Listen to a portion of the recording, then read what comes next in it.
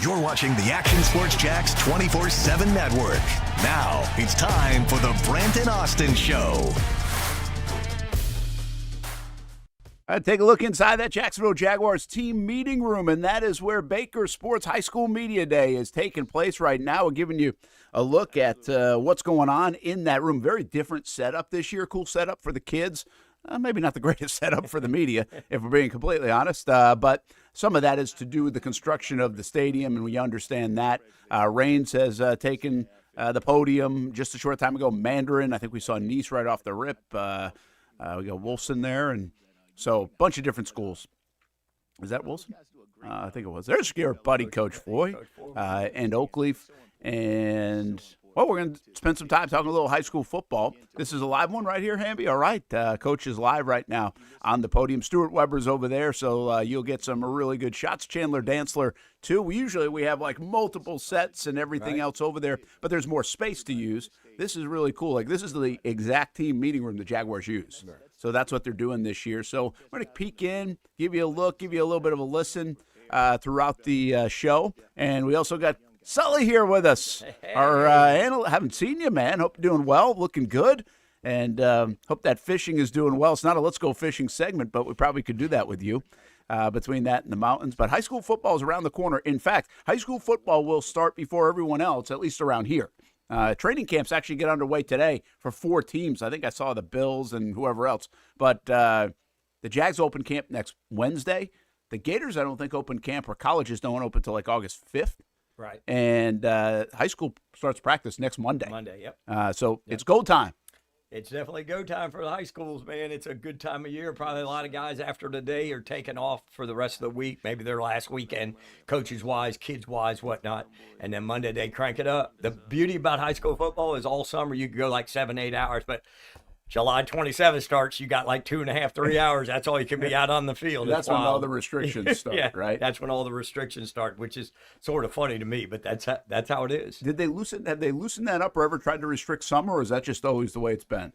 Oh, no, they've restricted it over the years as it got. Remember, we used to do the 2-a-days. You could go 5 hours. And guys would go 2 in the morning, 2 in the afternoon. But, I mean, in the summertime before that, was that always open? Yeah, the summer's been pretty much wide open in the last at least 10 years. Like I said, some guys go 7 to noon every day in the summer, or 3 days a week in the summer. Some go Tuesday, Wednesday, Thursday, and then they're off like the weekends for the kids to go the 1 days and all that stuff. But as soon as July 27th, first day of practice, 2.5, 3, 4 hours, whatever it is now, I'm not sure what it is, but most of the guys are in and out going early in the morning to beat the wet bulb. Yeah, that's right. I pull that mic a little bit closer for you so everybody can hear you loud and clear. But that's that summertime is paying off right now. In Mandarin, I just saw Toby Bullock say this is the strongest they've ever been in the weight room. So, that's where it's at, right? I mean, I think sports has moved to the weight room. And specifically, 100%. Even high school football has moved to the weight room, where if you have a good year in the weight room, you feel pretty darn good about your team, right? Yeah, definitely. And again, it's year-round anymore. I remember back in the day, I used to tell everybody back in the day, like in June, we would just lift. So our kids were AAU basketball in the afternoon. We'd lift in the morning. We'd never go out on the field. And then once we got back from 4th of July, we'd start throwing, getting together with St. Augustine, getting together with a couple schools and throwing a little bit, not all this 7-on-7 travel and that. But June was more of our just get big and strong and those kind of things. And then July 4th, it was football, what we call football season after 4th of July. Then we were doing more football on the field. But now, heck, they're on the field throwing right after spring ball, 7-on-7. Every weekend there's a 1-day camp you take the kids to, which is great exposure. Great to get the kids around and bond.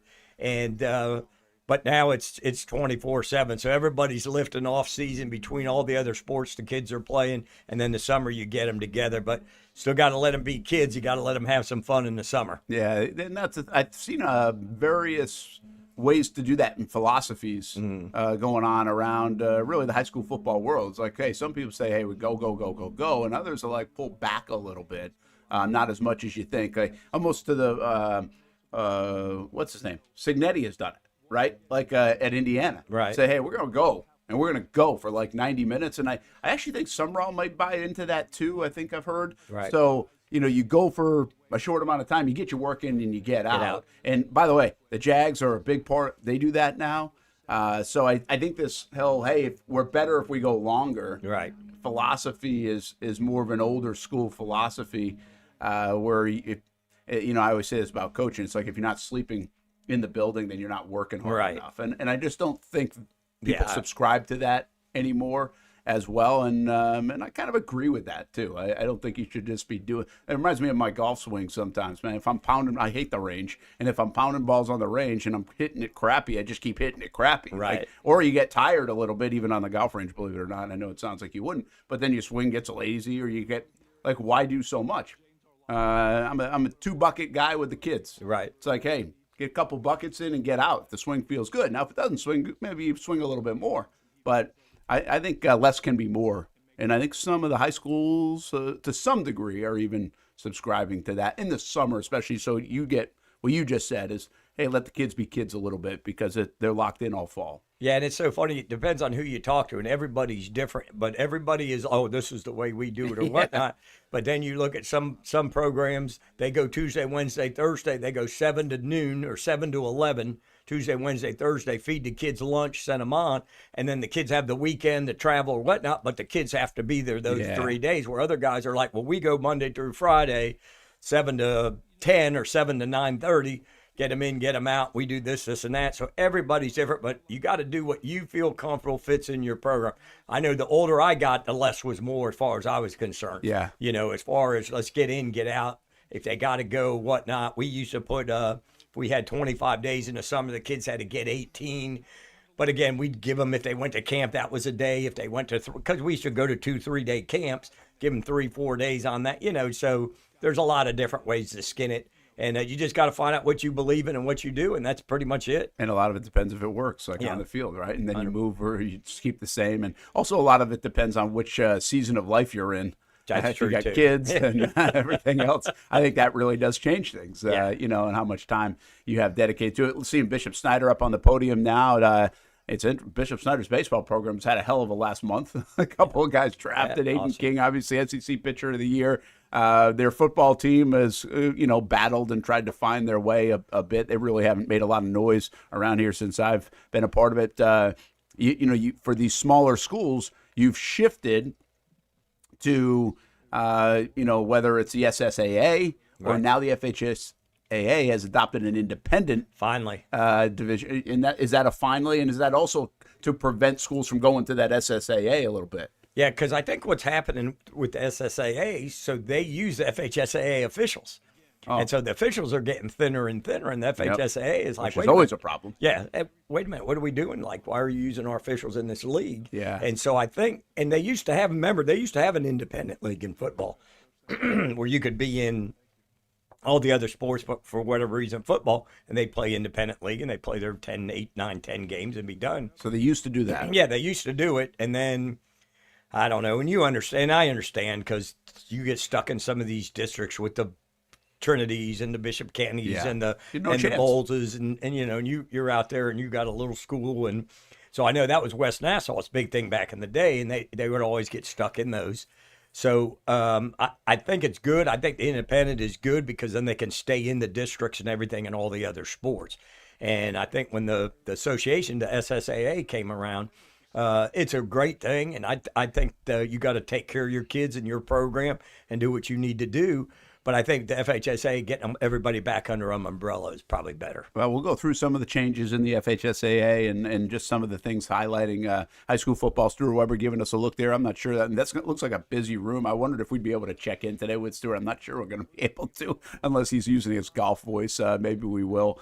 As Middleburg, Ryan Wolf, what a job he's done, right? Yeah, done a really nice heck of a job building that program, and that he's taken advantage maybe of an area that's really growing too, 100%. right? I mean, so like that's the other part of this. We know what St. Johns County has done. You get areas like that, or even a Yulee who's done very well last few years, and that place has blossomed, maybe to the chagrin of some, right? Right? How much it's growing, but Middleburg, rural area now is, and I haven't been out there in a bit, so I haven't really seen it. As you don't pass through Middleburg very often, right?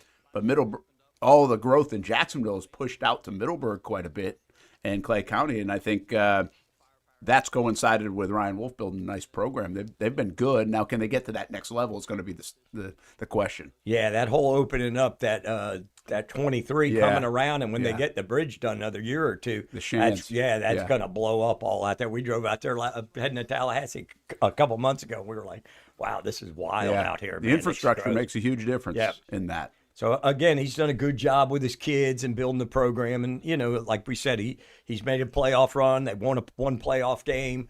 But, again, is he going to take the next level with the kids? All right, Sully's well-rounded. We're not talking high school football for 2 straight hours on the Brent and Austen show, but the combination of this worked out pretty well. Austen traveling back from Wisconsin today. He'll be back in studio tomorrow. We do have Baker Sports Media Day where you're usually there and rifling through some players coming in. We're not doing that this year, although we'll take a live listen to some of these guys along the way. I keep saying that, and then I keep talking. So Sully will be here to help break us down some of the high school, guide us through that.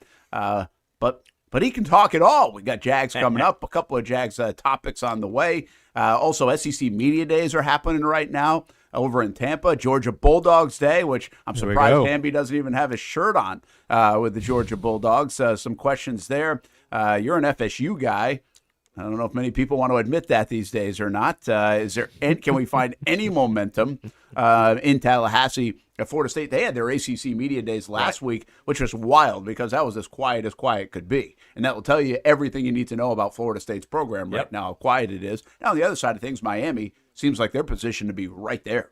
Once again, I mean, they have really got it. Everybody always said, can the U get back? Well, they got back a bit last year. Yeah. And now they seem like they're in the middle of things. We'll talk about it. And, oh, by the way, the Red Sox just won't lose. 14, baby, 14. I thought you were a Red Sox guy. I like that. I got a great story I got to tell you about that, too. Okay, when we come back. I like it. The Red Sox are hot. Hamby wants to talk a little baseball, too. Did you see, you guys see the Ohtani it's not a 30 and 30, but some kind of thing ESPN's doing on the Interpreter that's coming out later this month? I think it's a 6-episode deal. Wow. And, they labeled it. I want to say. What was his name? Mizuhara. Oh, God bless you. Yeah, I don't never remember that. But I think Ipe. That's what it was. I think Ipe they talked to him. I think as part of this, they talked to him like 2 years ago. It was like the only interview he's ever done. I think I saw that. I also saw they say it's like the biggest modern day scandal in baseball. I think they labeled it. I was like, we had the steroid era. Like, no, I hate to tell you, they but probably say since then. Maybe. Oh, okay, it's modern day since like 2000 now. Yeah, I mean this millennium. Getting old, bro. I guess so. I mean, that's anyway. I was a little surprised. I think that to see the headline, but that'll be interesting to see what they say, because that's really, it's not like in hindsight with Ohtani. Ohtani is right here in his prime, and to kind of do an expose, it'll be interesting to see how it makes him look. Right. I guess that's what I'm curious about, because right now, even through that, he doesn't look bad. Everybody's just wowed by his talents and gifts. So I'm kind of fascinated to see that. Killer Tofu, I can't believe we had 4 errors in that game last night against your Sox. Almost had you guys. Don't say congrats on winning. Don't say congrats to me. Here's the problem I have. Here's my problem with the Red Sox. From my standpoint, I joked the other day on Twitter. I'm like, I feel like a Yankees fan that comes out of the woodwork now, and I don't watch the Red Sox every night anymore. I mean, the Red Sox are my last dose of fandom. They really are. They have been, but not like it used to be. And I don't pretend to be a huge half the time I couldn't name you the starting lineup. Like, I just don't watch them all the time. But it's hard not to notice how bad they were. We're ripping them.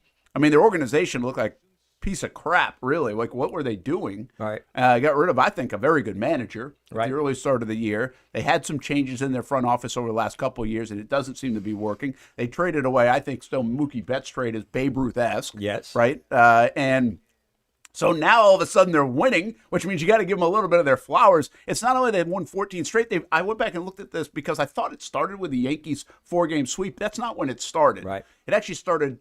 That was a start of 19 out of 21. They lost 2 games to the Washington Nationals in there, and that's it. Right. And it's also bridging an all-star break, which is kind of tough to do. Yeah, I thought they'd do the swoon like they always do. You know, they tease you, and then boom, they're down 10. Now they lose 10 in a row. But you've been a lifelong Red Sox fan. Dad grew up on high ends. So you know what I thought about when I saw this, and it made me go back and look at it, because when I'm a kid, I remember Morgan's Magic. Right. And like somebody like Hamby or most of our people listen won't. But Joe Morgan took over midseason for John McNamara. I had to go back and kind of look at all the details of it. And it was right around this time. He had been fired. McNamara who was kind of beloved for a bit there, I thought, and if I remember correctly. And then Joe Morgan takes over as the third base coach, and who kind of almost looked like John McNamara. They almost looked the same, little guys. And they go on to win, I think they won 22 in a row at home. And in that stretch, it was like 18-20 or something like that. So, but they called it Morgan's Magic. I'm going to read in the paper, Morgan's Magic, Morgan's Magic. And this is that. I mean, they won 19 out of 21, the Red Sox, who were awful. I mean, they were awful at the beginning of this year. And I have no idea if they're good enough to go chase everybody down, but at least it's kind of fun, especially if you can start like 14-something back of the Yankees at one point, and now go chase them down. And they're only, I think, like 3 out in the loss column of the Yankees. Now still behind the Rays, too. Yeah. But hell, they fun. Swept them. Fun. Little Braves-esque from 2000. What was that? Oh, calm down. What was that? 2021. 21. Is that, Oh, that wasn't the year they took the teepee down out of the right field, and then they lost a bunch in a row. Remember? Keep Nakahomi's teepee. They were on that win streak, and then they lost like 14 in a row. I wonder how many just casual baseball fans could name how many people in the Red Sox lineup they could name. It would literally be two. Yeah, I agree with you on that. I'll tell you, I couldn't. I'm like seeing some of these. Now I'm looking at some box scores here, and I'm totally like jumping on it. I didn't even know Anthony Stiegler, who's hitting leadoff for y'all, was up. We faced him in high school. Did you really? Yeah, he's Cartersville. He threw from both sides, catcher, and then he'd go into pitch left-handed, right-handed, didn't matter. Really? And he threw fuzz. And he's playing second base for them. Yeah, and he switched hitter. He did it all in high school. How about that? Yeah, I would have no idea that story. Like, I don't pay attention to that degree, and I don't claim to. But this part is kind of fun. So you like you like that. We're going to talk a little baseball and see where that goes. What are your quick thoughts on the Jags as you get ready for camp? I know you probably usually bounce over there for a practice. Yeah, you usually head over there. Yeah, I'm excited this year more than the years in the past. We've had a good year. And then for whatever reason, all this big distraction in the offseason and everything. And I think we got the right people in the building. And I think they know what they're doing. And I think it's going to be exciting for us. And I think the way it ended, I think somebody mentioned the other day, the way it ended, they're real hungry. They're going to use that to continue to build on what they've got going. Yeah, that was me that was it you? Might have mentioned. Yeah, that. I didn't want to give you your flowers. So. Yeah. Well, I go back. I was kind of thinking about that more. We had this. It was an organic conversation. Somebody had asked a question and it just kind of got us going on that. And I'm not sure it's talked about enough. I don't want to go dramatize things. We dramatize things enough, especially around the Jags. But I just feel like not everybody understands completely like that edge that Cohen has. And I'm fascinated a bit by it. Because around here, I think it's easy to be satisfied. Right. Satisfied with any level of success. I mean, and I'm guilty of it. Like, hey, just make it fun until December. Like, we'll take that. Right. And keep us in the race. Keep us in the race, right? I mean, seriously. And by the way, I don't think there's any fault of any of us that think that way around here either. Right. Because it's been miserable overall. So keep us in the races. I'll get here before I go here. I'm not getting greedy. Right. But I do think, not him getting greedy, I just think the standard, like everybody talks about the standard. Well, I think his standard is different. And I think it's in part a guy that grew up in Rhode Island watching the New England Patriots do their thing, got kind of used to that. He played high school ball. He was very successful. I think he lost like 3 games in his high school career. Right. Like he's kind of been around it where it's like, all we do is win. Right. Now, I mean, he's also got some stuff. I mean, UMass isn't, I don't know if they're always winning. I don't know what his record was in college, to be honest. But Kentucky isn't always winning. Right. But I think he had enjoyed some good years, even at Kentucky. Yep. And then the Rams win, and then Tampa wins, and now Jacksonville wins. Right. Some guys just win, which is always what I said about Trevor Lawrence. And I thought the Trevor Urban thing would be a great connection for that. But Trevor, well, now you start to look, he's won 3 out of the last 4 seasons in an organization that has never won hasn't won consistently this century. Yes. Take away the first handful of years. So, yeah, I do think there's some, I mean, you can just tell. Well, again, you coach for a long time. I mean, you talk about edge. satisfaction, like those kind of words. Well, I think it's expectation now. I think there's an expectation of how we conduct ourselves and how we practice and how we do things in the building. And I always believe, like, you have the one voice. Like, we always had the Tom Coughlin voice, and everything went through Tom Coughlin. Well, I believe the same thing with Cohen. Like, he lets his guys be his guys, but everybody knows who's the boss.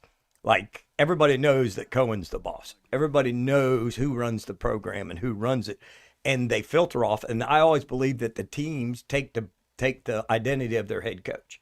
Because he's got a little swag, and he's got a little talk crap, and he's got a little, enthusiasm, and I think the guys feed off that. And I think all levels, you've got to have the guy that they all look at and be like, oh, yeah, that's my guy. I'm going to do whatever I got to do for him, run through the wall, boom, boom, boom, get back on the field, play hurt, whatever, because they all feel, the guys that have been through, I think, all feel what's going on. I think the competition, too, is ramped up. We've got guys we don't know about, but they're competing, and guys are pushing guys. Yeah, well, that's the whole raise the floor thing. Yes. And I think that is pretty obvious they've done that. I think what we wonder is where's the ceiling? How much room to get to the ceiling of this roster, player by player, or totality as a team? Like, that part's still to be determined. And I think there's some, debate on where that is. You ask around here, it's like, hey, they're pretty good, right? And you ask the national guys, they're the 16th best roster in the NFL or whatever it might be. So, and I get that. I can see why some of that would be. I think it's a healthy debate, and we're going to find out how it plays out. It just sparks something interesting for me. I feel like coaching, I don't know if I'm right when I say this, but I'm going to say it out loud. I feel like coaching in general, if you go way back, like it just has this servant kind of role to it, right? And so it's supposed to. Well, it's supposed to. But I think people get into it in many respects for that. Like they that's like the intention. Oh, 100%. And I think that's really morphed now with money and the popularity of sport in the last 20 years, let's just say, but maybe even longer. But if you go way back, maybe to when you get in it, I'm just curious that, like, our coaches always, do they have to have an ego? Do they have to have a swagger to them? Or did they just did they not want to be that? They did not want to be forward facing. They wanted to have that more servant kind of mentality where everybody else is kind of pushed out there and they're in the background, even though they're the ones in charge of everything. So I'm trying to go through my mind, like, what was the way Don Shula was like, or Vince Lombardi was like, or Red Auerbach, or John Wooden. Right. And it feels different than today's day and age where, to me, I've said it's all about the coach. Right. But I don't know if that's also wrong to be all about the coach. I just think it's in a different way. That coach is so forward-facing in front of one of these things all the time. All the time. Where those guys back in the day were not. Maybe they were every bit as coach-centric organizationally as the Jags are right now with Liam Cohen and everything else. And that might not be a bad thing. But I don't know if it was that way. Well, I think you hit on one thing. I think every coach, whether they outwardly have their ego or inwardly have an ego, they believe in what they believe in. Well, you better do that. Yes. And so I think some guys wear it here, and some guys wear it a little bit more humbly as they do it. But then they show the bravado, or they show the talk trash, or that kind of stuff, which is any athlete. Any great person, any player better have a little bit to them if they're going to step on the field under those circumstances. Coach, player, whatever, you better believe in what you believe in, or you're not going to be successful. Yeah, it's kind of remind me of this business in a way. When I got into this business, or at least my view of this business, was that it's not all about me. Right. It's not all about the guy on TV. It's not. Now, some people were. I mean, you could tell, you could see it, you could but I would always think it was all about the brand. Right. Even the way we did things here early on, I think it's all about the brand. I mean, hopefully we still do things that are all about the brand. But the point being, like, when I got on Twitter, for the first 3 years of Twitter, I tweeted from the Action Sports Jacks handle. Right. Because I thought it was all about the brand.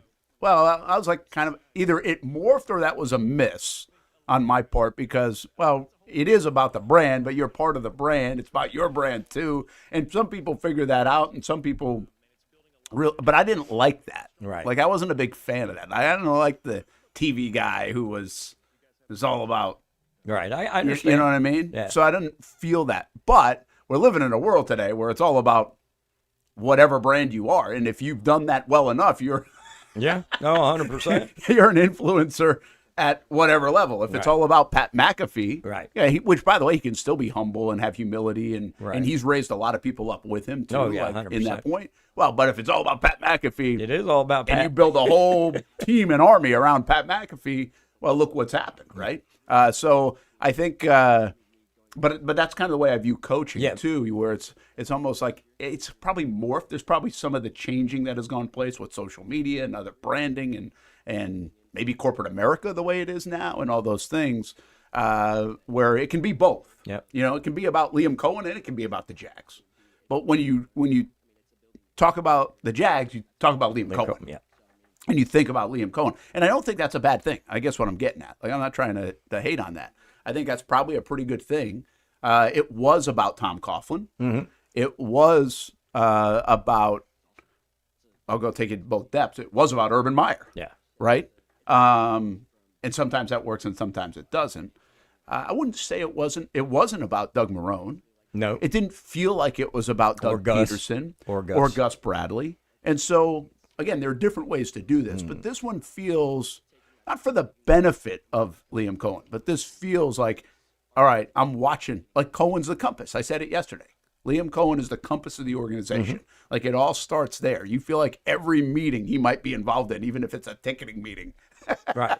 He's not, right. But it feels that way. And I don't think that's a bad thing because some of the great programs, NFL-wise, Belichick to Saban at Alabama, and the way that structure is now. And Bobby Bowden. Stays with it starts with that guy. And so maybe the Jags have that in the form of a Tom Coughlin where you can have success. Yeah. But I think that's the way they are built right now.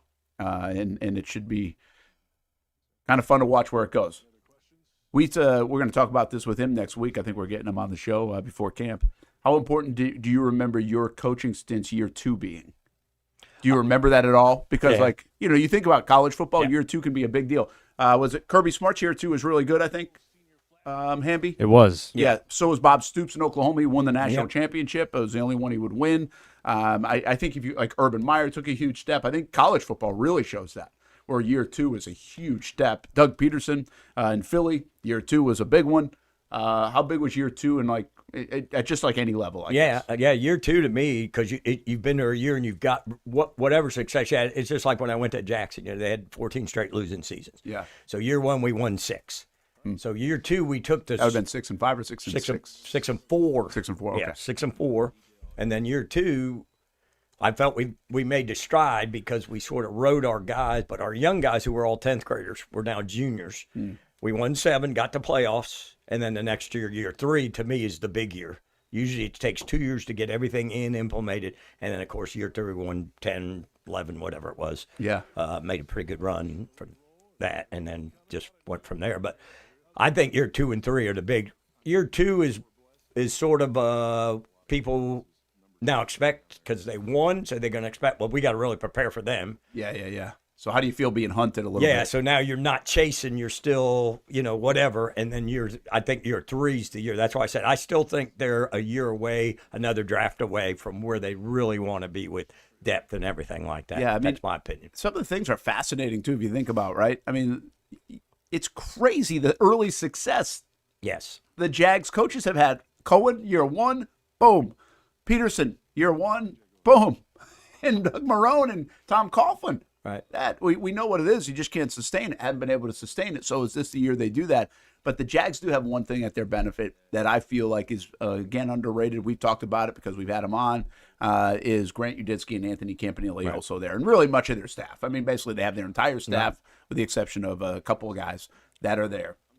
And I think that kind of continuity, that kind of belief in what you have and what you're doing, and then the whole team coming back with that too, really gives them, I think, an edge, hopefully an edge, that we haven't seen around here quite often. I don't remember how much changeover was on the Marrone staff after year 1 or even the Peterson one. I don't think there was a ton. Right. But I think, whether it's roster turnover or where the roster was or how good you thought the coaches were in their roles, the bottom line here is the Jags have maybe never been positioned better from a head coach and coordinator situation.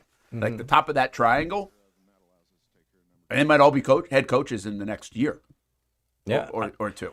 Well, I mean, they prove what they can do and I think again, continuity is so big on all levels. Keeping your staff together, you know how to work, you know how to approach everybody.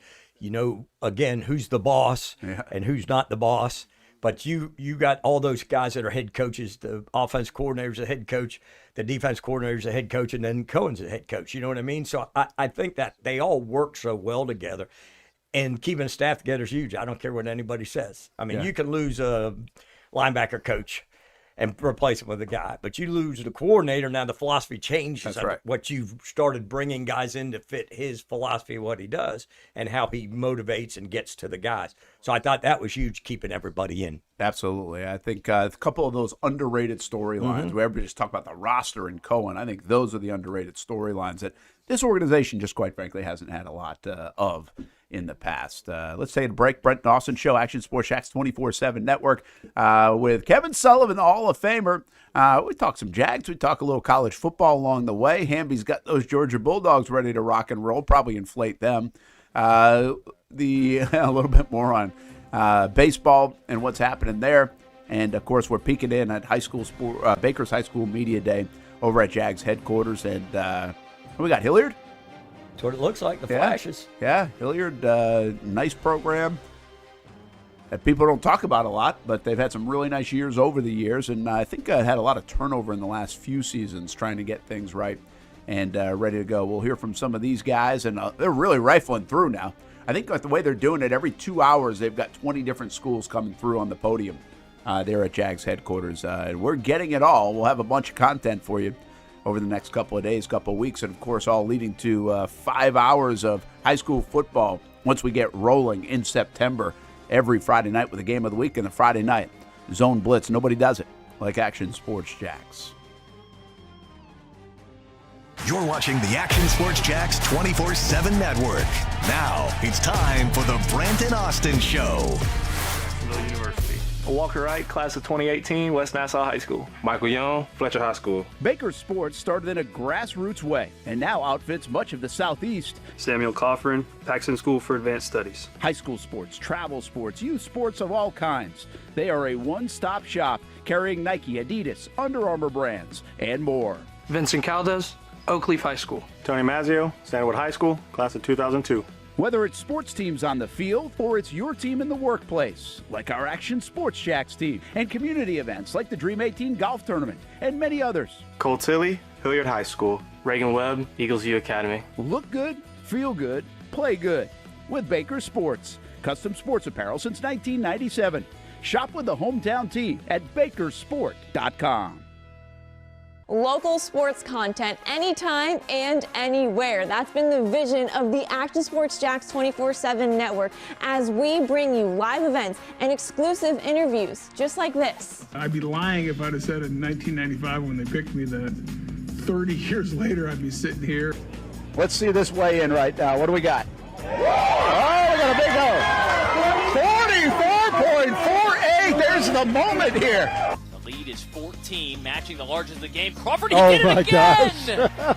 If we can't do the minimum of making it to the Final Four, then something's really not right. And it's only growing from there. So join the thousands of people that have been tuning into the Action Sports Jax 24/7 Network each week. Download the apps, save the website, or tune into any of our social media platforms as we bring you local sports anytime and anywhere. So come watch some sports with us on the Action Sports Jax 24/7 Network. Nimnicht is synonymous with Jacksonville, and now in 2026, Nimnicht is celebrating 85 years of partnerships with you. Longevity equals trust, and you want a car dealership you can trust.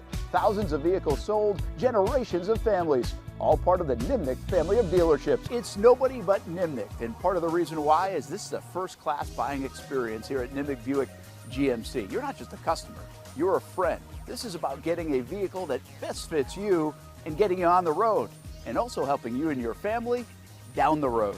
Congratulations to Jordan Matthews, our committed to the uncommitted player of the year. Nobody but Nimnick. They are there for you and your causes, your car buying experience, and they are there for you 24 hours a day at nimnickbuickgmc.com. Experience professional grade with big inventory and even bigger savings. And Jacksonville's only Car Bravo certified dealership. Nobody but Nimnick for 85 years. This milestone belongs to you, Jacksonville. It can be a silent killer, but awareness is getting louder. Blood clots take more lives each year than car crashes. And just like driving, you have to be defensive. A few easy ways to protect yourself or someone you love are to learn your Caprini risk score and ask your doctor about your blood clot prevention plan. Emily's Promise is a local nonprofit named for Emily Atkins, a young woman from Fernandina Beach who died after a preventable blood clot following a broken ankle. Her legacy is now driving change across Florida.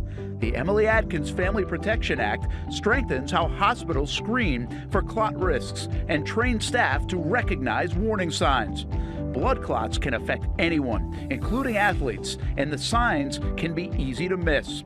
So be aware, be defensive, and help beat a silent killer with loud attention to risk factors and symptoms. Learn more at emilypromises.com. That's emilypromises.com. Most of us know how to throw.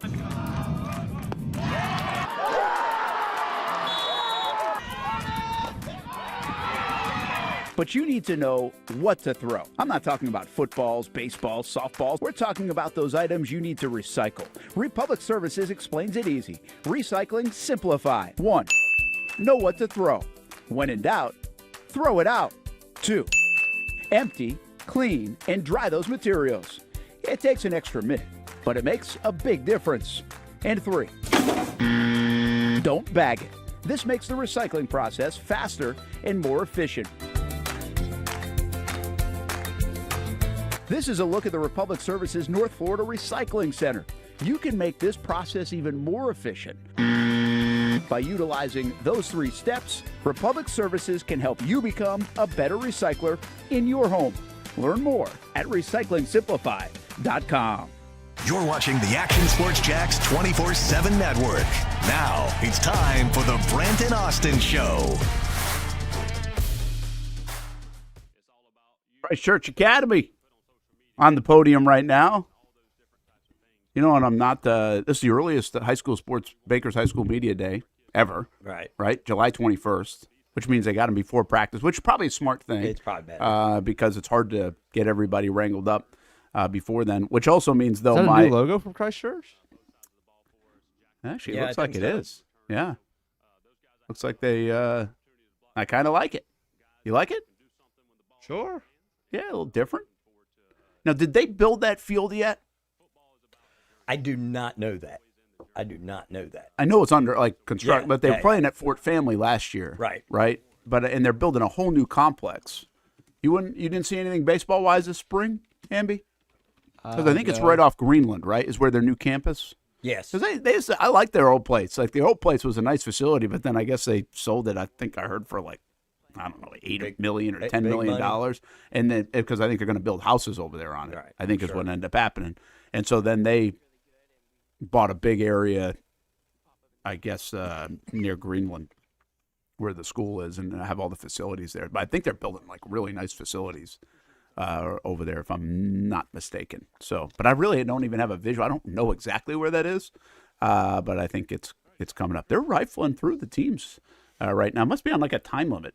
Well, which I would imagine is true, but what do we got coming in there next? What logo is this? Joshua Christian Academy. Now, established in 1996, but I can't give you much of a history lesson on those Eagles. Oh, very nice. Very nice there. A little expertise from Stuart Weber. I don't know where that is, Brett. You don't know where that one is? Mm-mm. Yeah, I don't either. I think they had a nice year last year. Mm-hmm. I remember we had them on at Media Day. There's so many new schools. This isn't a new school, but from a football program standpoint, and sometimes that's new, like your Covenant teams. Yeah. Right? It's not a new school, right? But the program's new. And so you get a little bit of that. Plus you get a lot of new schools anyway in Jacksonville. And what I was starting to say is because these are so early, I am not in high school football mode yet. Right. So, You still got a couple weeks we for got games. about a month to get in high school football mode. Right. It's usually the introduction to high school football mode where you hopefully go over all the coaches and teams and what's coming back. I guess a quick thought on that. I mean, are we going to see the normal powers in your estimation? Is this going to be Reigns again, even though coming off that state championship? Is it going to be Bowles with obviously Xander Edwards and Asher Giddo? They look loaded. St. Augustine, Mandarin again with a bunch of talent. Nice. Those are some of the top teams in the Oakleaf was good. And then I think there was a little bit of a drop-off. Maybe there are a couple other teams in that category, but a little bit of a drop-off. Is it the same old teams? Is Trinity now going to emerge back to where they've been? So. Because this has been a couple years of them being young. Yes. So now a lot of those guys are probably juniors and seniors where they got better by the end of last year too. Yeah, they had a but they also run. took on more losses in the last couple of years than we're used yep. to. And here's another thing that we don't really know is the transfer portal. And how did it do? Right. And how does it settle down? Because some of the new rules that exist in the FHSAA. So where that's at, I don't really know. And I usually don't know until you do your first set of highlights and you're like, oh, that guy was at Reebok. Now he's at Reigns. Right. But Reigns, these are the teams from last year that really, you would say, probably the top handful of teams. Maybe throw Oakleaf in the mix or somebody. Ed White, by the way, probably in this mix. We had those guys in last week. Is that the way it's going to be? Again, I mean, somewhere in these five teams are all in the mix. Somewhere in that mix right there. Yep. St. Augustine loses their quarterback, moves to Georgia, but they feel pretty good about the kid they have, so they don't feel like they're going to take a step back. We know Mandarin, with Bryson Wright and everything like that. So St. Aug's quarterback moved to Georgia? Yeah. That's the yes. What's his name? Yes. Really? Yeah. Kid played at Florida. Yeah, the brother. Brother. Yeah. That we thought was the father. Remember that? We did. Remember that? We did. We thought it was Junior. Yes. Or the son. Yeah. And it was the actually younger brother. Yes. Of Brendan Jennings. Yes. James. Brendan James. Sorry. Brendan James. Yeah. So he moved to Carrollton or somewhere in Georgia. Really? He took the offense coordinator job and took his brother with him. Really? To Georgia. Yeah. So they've got a new quarterback. I didn't know that. Yeah. Yeah, because he was the coordinator. The Yeah, older because he brother. was a junior, and so he'd have been a senior. And they ended up great taking the job and everything. And so they've got a new guy, but they feel pretty good about him. And, and the rest of those guys, is Rain's going to reload, and he's done a great job. And they got a bunch of kids back. They do. They overachieved again. Yeah. Which we say every year.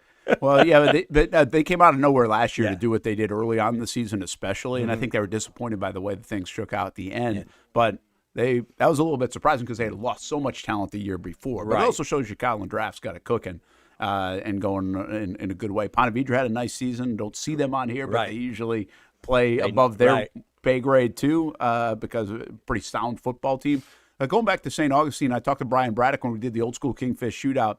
He said their defense now should be really good. Oh, yeah. He's excited about that defense. Good. He's excited. He thinks – he's not sure they're ready. I don't want to put words in his mouth, but I want to say he said he thinks they're the most talented team – like 1 to 50 that they've ever been, maybe. Okay. Now, they might not have the studs of Wingo or how will they play at quarterback, but they still are very good. They just might not have those guys that 4 or 5 star, getting all the national attention, which they probably still have a couple of those. Mm-hmm. So I thought that was pretty interesting to hear him say that. So some of those names are maybe different, but he loves the depth, and depth is big in high school football. Oh, yeah, especially early Survive on, as hot injuries as it is, and guys cramping and having to go out, and, definitely early on. But, but I always liked it off the list, and then there's always who's the surprise team going to be. Remember, every year there's always a surprise team that we're like, well, we thought they'd be good, like Ponte Vedra last year. Yeah. They're in the Final Four in that classification, beat some good teams down the stretch. And, what's Bishop Kenny going to do? They took a little hit at graduation, but they returned some guys. That's another team. And First Coast returns a bunch of guys off First Coast team. Yeah. Coaches, full-time second year. Yeah. Even though he's been in the program as an assistant, played there. So, again, is that a team that moves back up in the rankings. So again, it's always fun for us to see those teams. I guess, let's ask the most obvious question. What do we know about Raines? Right. Is Raines going to be good? Graduate a lot. A lot. And the lot, guy. including the quarterback. Yes. Who was our Blitz Player of the Year 2 years ago as a junior. Right. Followed it up with an unbelievable campaign. I mean, just an epic win in the state championship game. Nobody gave him a shot. Donovan Maslin's done an unbelievable job Great there. job. And so are they just like reload mode most likely? Or is that all dependent on almost like college football where, hey, you can go get talented quarterbacks, Right. but you better hope that he's good. They lost a guy that isn't on the, the top of every recruiting list Right. because of his size. Right. But he's a hell of a player, hell of a football player, hell of a high school football player, probably a hell of a college football player too. Where did he end up? Did he go Valdosta? I forget where. Yeah, I think so. Is that where he might have gone? But either way, the bottom line is, do they have somebody that can take that place? Because that would make the engine go. They're going to out-athlete you quite a bit. But you got to be able to play quarterback. So it'll be interesting to see where Raines is. I don't know. And they got the big inside guys that they lost to, the linebackers. That they were pretty stout. So it'll be fun. It'll be interesting to see. Big dudes on the front now. I think Raines. I just don't have a feel for it. That's what's kind of fun for us. Like we can talk about the Jags all day. We can talk about Florida State a little bit and what they do have or don't have. We can get excited if you're a Georgia fan or a Florida fan about, hey, I think they're really good. Hopefully the quarterback stuff works out. We know it's not unbelievable. The high school stuff's different. Yep. You just don't know. You really have no idea if it's going to be able to be duplicated, other than the fact that those teams that you just saw, usually pretty good. Yes. They definitely have talent. Let's dive into college football just a little bit. I mean, how down are you? I talked to a Florida State fan the other day. Mm-hmm. He said, I don't even know who's on their roster. Like, are you paying attention? If you talk to the fan base, they don't want them to go 2-10, but 5-7 would be okay to get Norvell out. Yeah, But then again, they'll go 7-5 and keep him. So they're like, what are they going to do? I don't know. You just got to see what happens. It's going to be quarterback play for them. I think skill wise, they're pretty good, and I think second year with the O-line group they're going to be all right. Defensive, they were so bad they just got to keep elevating those guys. And, did they get the right guys in the portal or did they not get the right guys in the portal? You know what I mean? So that's the thing now, and that's what the old school college football people don't like the portal that much. So, You know what I mean? Well, who's on my team this year? Well, the only thing I said about that just the other day, in fact, I think on Action Sports Jack's Primetime, is you can fix it quick. Yes. So when you go 2 wins, you can now fix it quick. Yes. Like you can flip it. And obviously they did that year one, and then they flipped it the wrong way, and they've swung and missed. But the good news is, I mean, you're starting from so far back. It just feels like they're not a threat at all. But at the same time, you can kind of rescue it maybe faster than you've ever been able to do it if you hit the right way. I just don't even feel like there's a lot of confidence that, oh, wow, look what Mike Norvell's done in the portal. Look what Mike's done in recruiting. Yet I wonder this, Hamby, how hot is the seat? I think most people would say the hottest seat in the country might be in Tallahassee, Florida State. Like, it's one of them. Yes. But the other part of that is, are they going to make a change? It's still like a 10-year contract. Just because Still one brutal, year So moved, dumb. does it really change the dynamic of the finances? Like, are they? How much is the administration rooting for Norvell to at least send this in the right direction so they don't have to make a move, eat all those dollars? I mean, it's a real conversation. It's a fake conversation at places like Alabama, LSU, and other Texas. It's a real conversation, at least it seems. I don't know all the inner workings of it, but a real conversation in Tallahassee about Florida State is the money, which means even if they go 5-7, you have a couple more wins, everybody wants Norvell out. I'm not so sure. Yeah. Like, I don't think it's automatic that Mike Norvell doesn't survive another year, even if it's not great. It's so brutal, man. It's purgatory. They feel like they're in a bit of purgatory. Yeah, because again, like I think you're right. I think even if they win 6 games, he's going to be back. Yeah, I agree. with you. I mean, it doesn't matter how much the fans want him out. The fans wanted him out for last year. You can't really want him out any more than the fans have already wanted him. Oh, that's so true. It's not like there's a next level to go with. But the only thing there, Hamby, I'll just say this quick, is I think they knew the dynamic of the finances, and I think in our human nature, it was like, oh, you just got to survive one more year. I don't know if it's just one more year of the finances. Yeah. Like, I think it's deeper than that based on this 10-year contract they put Which in is place. stupid. Which I don't understand ADs. You know, Do you have any feel if they're going to be good? I mean, not good, competitive. For the outside looking in, I think, well, Ashton Daniels is their quarterback. To me, it's just like there's no juice there. Yeah. There's no excitement for me. I mean, the guy, very athletic. He could throw, but, you look what he was at Auburn. It's just like, holy cow. I mean, maybe if you want to, if you're the most optimistic FSU fan in the world and you want to blame Hugh Freeze for everything, then sure, I think you can be like, well, Ashton Daniels was a top recruit. He's got, all the physical traits are there. Maybe Hugh Freeze just ruined him. But I don't think I can come with you there. I wouldn't blame an FSU fan for getting excited about him at some level. But I think there's definitely a ceiling, and it's pretty low. Well, the thing, I agree with you. And then the thing that I think that the fans are mad is we recruit these high-profile quarterbacks, but then we go sign to maybe what's the word I'm looking for? We don't know if he can do it or not, but we got a kid we recruited who played as a true freshman and did okay. Why don't we just put our eggs in that guy's basket and go spend the money other places? Yeah. You know and what develop. I mean? And develop. Which, and by the way, Norvell proved to be pretty good at with Jordan Travis. Yeah. Again, like people overlook that part. And that's the thing I don't understand about them. When they reach for DJ Ooga Luga, you know what I mean? Like, I'm like, did you not watch him play at Clemson? That's why he wasn't at Clemson anymore. But then we're going to go get him, and he can't run after having a kid that would run and escape and that. Yeah. And so to me, at least this kid can move. Yeah, but Castellanos can move. Yeah, but to me, why didn't we just go with the young kid and just take it? We came out of, getting 13-0, 13-1, or whatever it was, and let's play our guys and show that we're going to develop and then they just started grapping, and to me, they lost. It's panic. To me, that's what I think. Especially if you're Norvell and your calling card, at least thus far at FSU, is just Jordan Travis. Yeah. So and Jared Verse. Right. So, but especially at the quarterback position, then why would I want to go get 3 one-year rentals? Yeah, I don't know. You went Ukulele, Castellanos, and now Ashton Daniels. This isn't last year. Why would if your calling card was, the one thing that at least the national media thought you could do was develop quarterbacks, and your job's on the line, go do the same thing. Like, why are you trying to reinvent when you give yourself 6 months to develop a guy who's had fingerprints from all different types of people already on him? Yeah.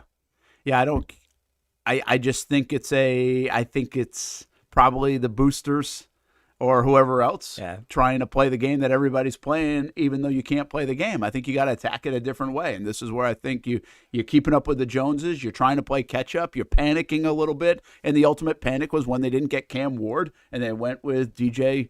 Yeah. Whatever you just said. But that was Yui Ungalele. Yeah. The bottom line there too is like you watch that guy play and you're like, Mike, this guy can't play in your system. Right. Yeah. He can't move. Like how can I say that? And I don't even watch Florida State football all the time. Like how can I say that and everybody say that and you can't? Like that ain't gonna work. So I just think these guys. It reminds me. I'll tell you what it reminds me a little bit of the transition when baseball was getting into the analytic world. And so let's just take the New York Yankees, where they fired Joe Torre, and they bring in Aaron Boone, who had never coached. Girardi? I'm sorry. What did I say? Joe Torre? Girardi. Right. Yes, my bad. Girardi, who had done pretty well, right, and good manager, but he was not on board with the analytics stuff. And so they make that move solely based on the computers. But I think we're in a world, that's just an example. And I'm not saying it's been all bad, but, well, Boone hasn't really delivered either, given what they've paid. The point there is, I think you have like this, they're in flux of, hey, should we go with the way we used to do it? Should we go with analytics? And there was a baseball world that was like that. And some managers were on board, some weren't. And I think that's what we're in college football. I think not from a head coach, but from a school and institution standpoint, it's like, okay, are we going to do it this way, or are we going to have to do it a different way? And there's winners and losers in that. And right now, Florida State seems to be a loser. Clemson has been a loser because they got very stubborn about it, and they were letting Dabo do it, and now he's going to be the last one on board, but he's going to do it. At least to some degree, because he has to. Much like the one-and-done times, right? Calipari was one and done. All of a sudden, Krzyzewski, we didn't want to do that. It was like, well, I got to do that. If I want to win, like, you got to do it. So we see this in sports sometimes. But I just think Florida State right now is on the bad side of it. Yeah. And honestly, Miami's on the good side of it. Yeah. Indiana all of a sudden can be on the good side of it. Texas Tech can now be on the good side of it because they're just going to funnel money in. And somewhere in there, the Georgias of the world actually survive. One, I think, and I said this to some folks at Georgia last year, I think when during Florida Georgia Week, the biggest benefit they got is they didn't have to worry about their coach. Right. Like he had already cemented himself as the guy who's going to be here forever. Like there's no threat of being on a hot seat. There's no threat of getting it wrong or right or whatever else. I mean, look what happened with Alabama. Alabama last year, a week into the season, they were having people at a gas station fired DeBoer. By the end of the season, he's getting an extension. Right. I mean, those, like Georgia was not in even the Alabama bucket in that sense because they had Kirby, who had built it, won a national title, built equity, and now you can ride through this whatever time. If you drive through it, you drive fast in whatever time for the Georgia Bulldogs. So, and that leaves us, where are the Georgia Bulldogs? I don't necessarily know where they are on the other side of it. They talked today at SEC Media Days.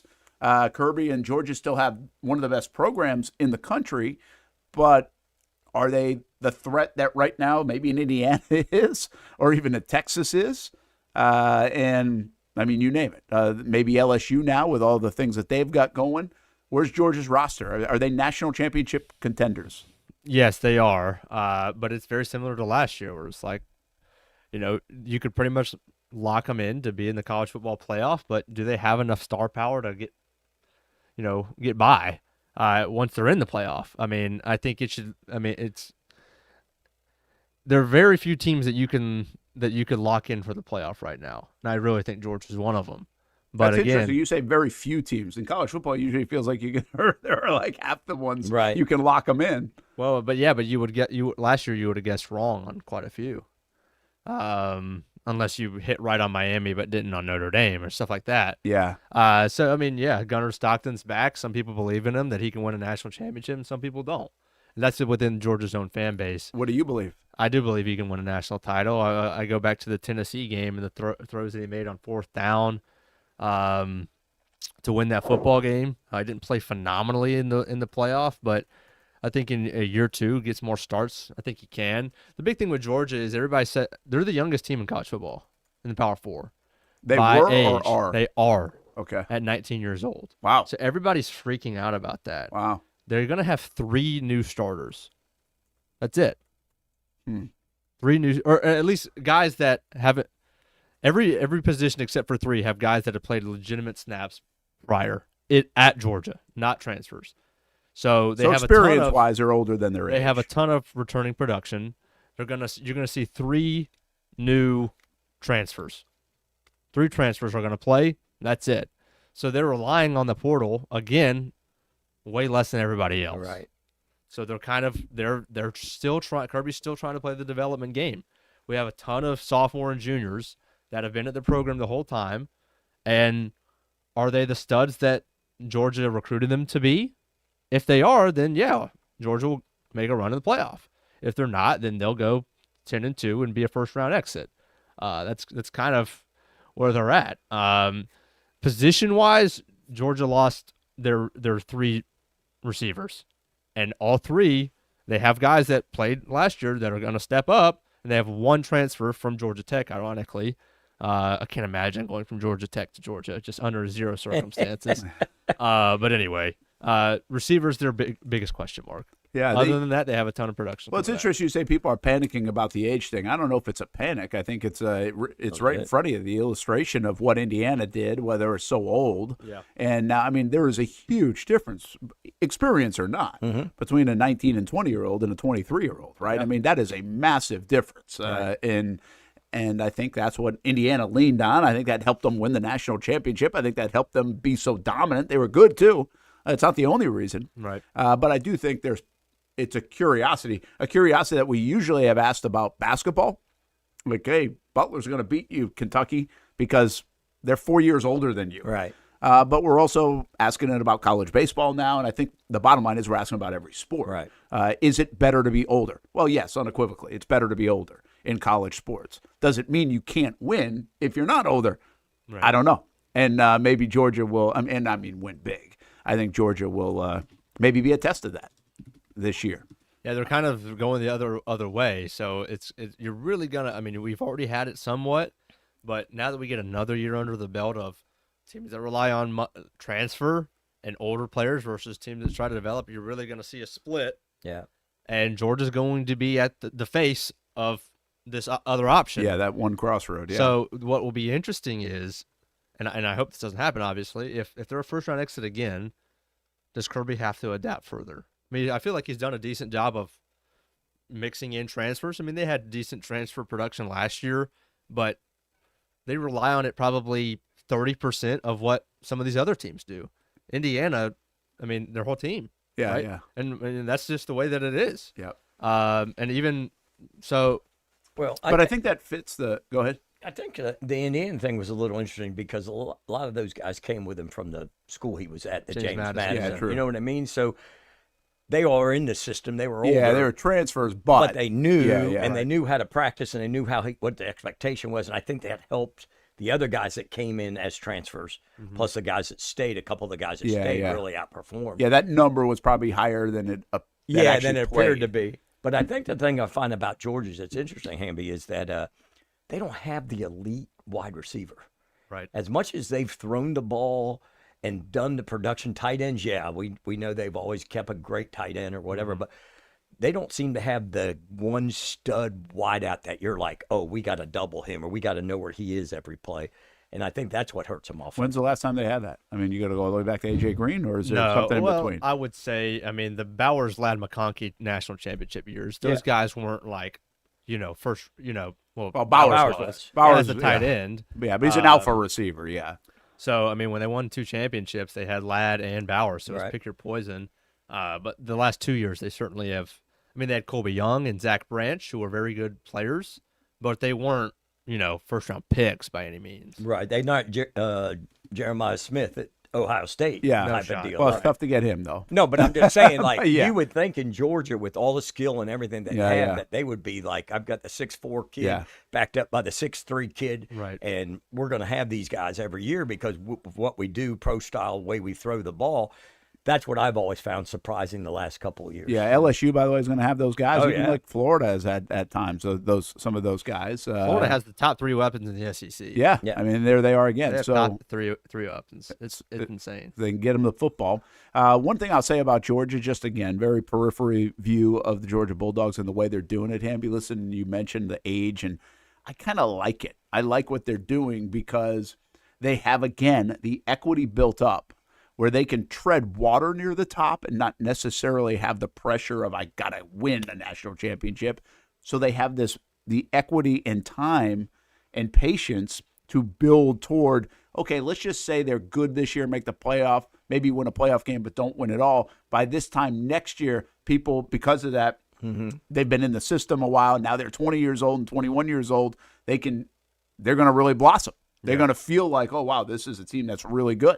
So that is a little bit of the old school way of doing it, but they, again, could have the patience of doing it. They didn't have to chase their tail because of the equity built up, the stability of their program. And I'll give you one other thing. I think it kind of fits like Kirby. Kirby's, 50 years old or right about? Oh, Cignetti's 65. Right. I mean, Cignetti, you're hitting the gas pedal, man, right now. Like, you're going to try to take advantage of this. It's go time. You go get transfers. I mean, we're not building anything. We're just here. Yeah. And I think, Kirby could be there for another 15 years, and he's afforded the, ability to do this at his pace, as long as it ends up being another national championship somewhere along the way in the next 2 or 3 years, I would say. So it'll be interesting to see how that little bit of patience mixed in with today's modern day, because I think I did read on them that they're really just spending a lot of their NIL money to retain.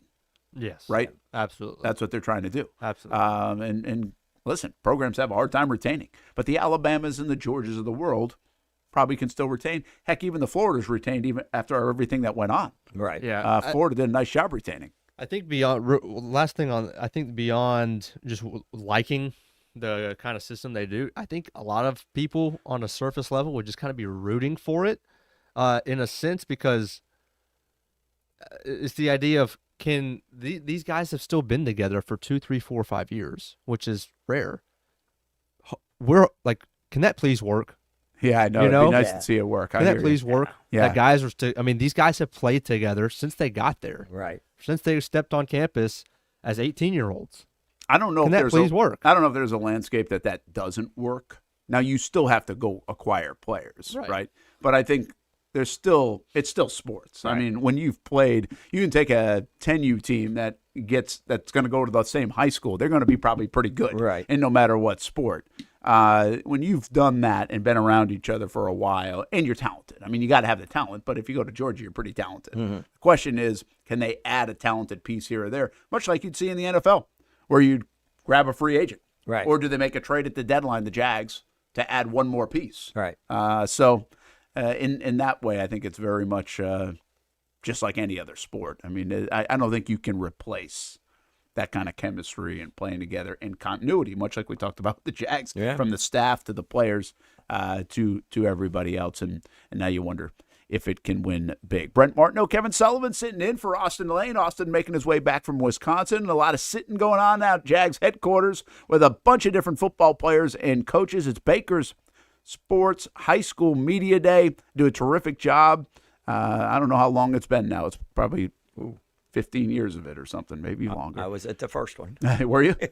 That's no surprise. I guess you would have to have been at the first one. But they do a fantastic job. A little different this year because of the construction, like everything else is. A little bit different this year because of the construction of the stadium in downtown. But the kids are allowed inside the building, inside the Miller Electric Center. Some things going on inside the turf facility as well. And most of the questioning going on in the Jags team meeting room. That's what they're in right now. I'm not even sure all the kids probably fully understand that. That's where the Jags gather just about on a daily basis once their season begins next week. Some players will be in the building already, probably getting some work in on their own. But players will start to filter into the building for the Jags starting later this week, from quarterbacks and rookies, and leading all the way up to Jags training camp coming up on Wednesday. I've got a Jags conversation for you, Hamby has. Also, did you get in line for the Olive Garden pasta? I had never heard of this until last week. My wife tried. I'll give you the story. Oh, wow. And I just don't remember it before, but people say this was like an older thing that they brought back, kind of like we were talking about with Pizza Hut. So we'll give you an update on where that lies as well here in the Brent and Austen Show. Take you until noon on a Tuesday. Club 904 with me, O'Brien, coming up at 2 o'clock on the Action Sports Jax 24/7 Network. And this week we unveil 2 more storytellers of the 904.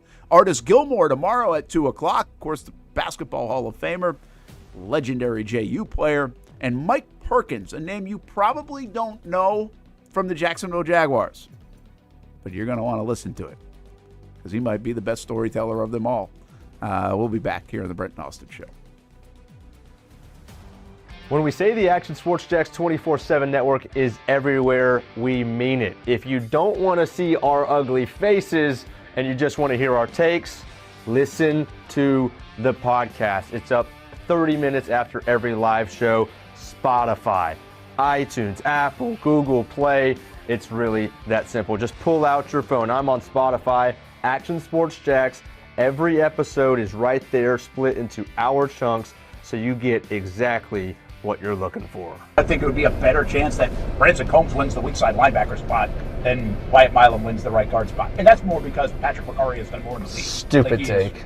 He's more. Maybe you only have 15 minutes before the kids come home. You don't have time to listen to the full show. You're craving Jags content. The YouTube page is for you. We have a separate playlist called Brent and Austen Show Segments. It's Jags-only conversations right there every day.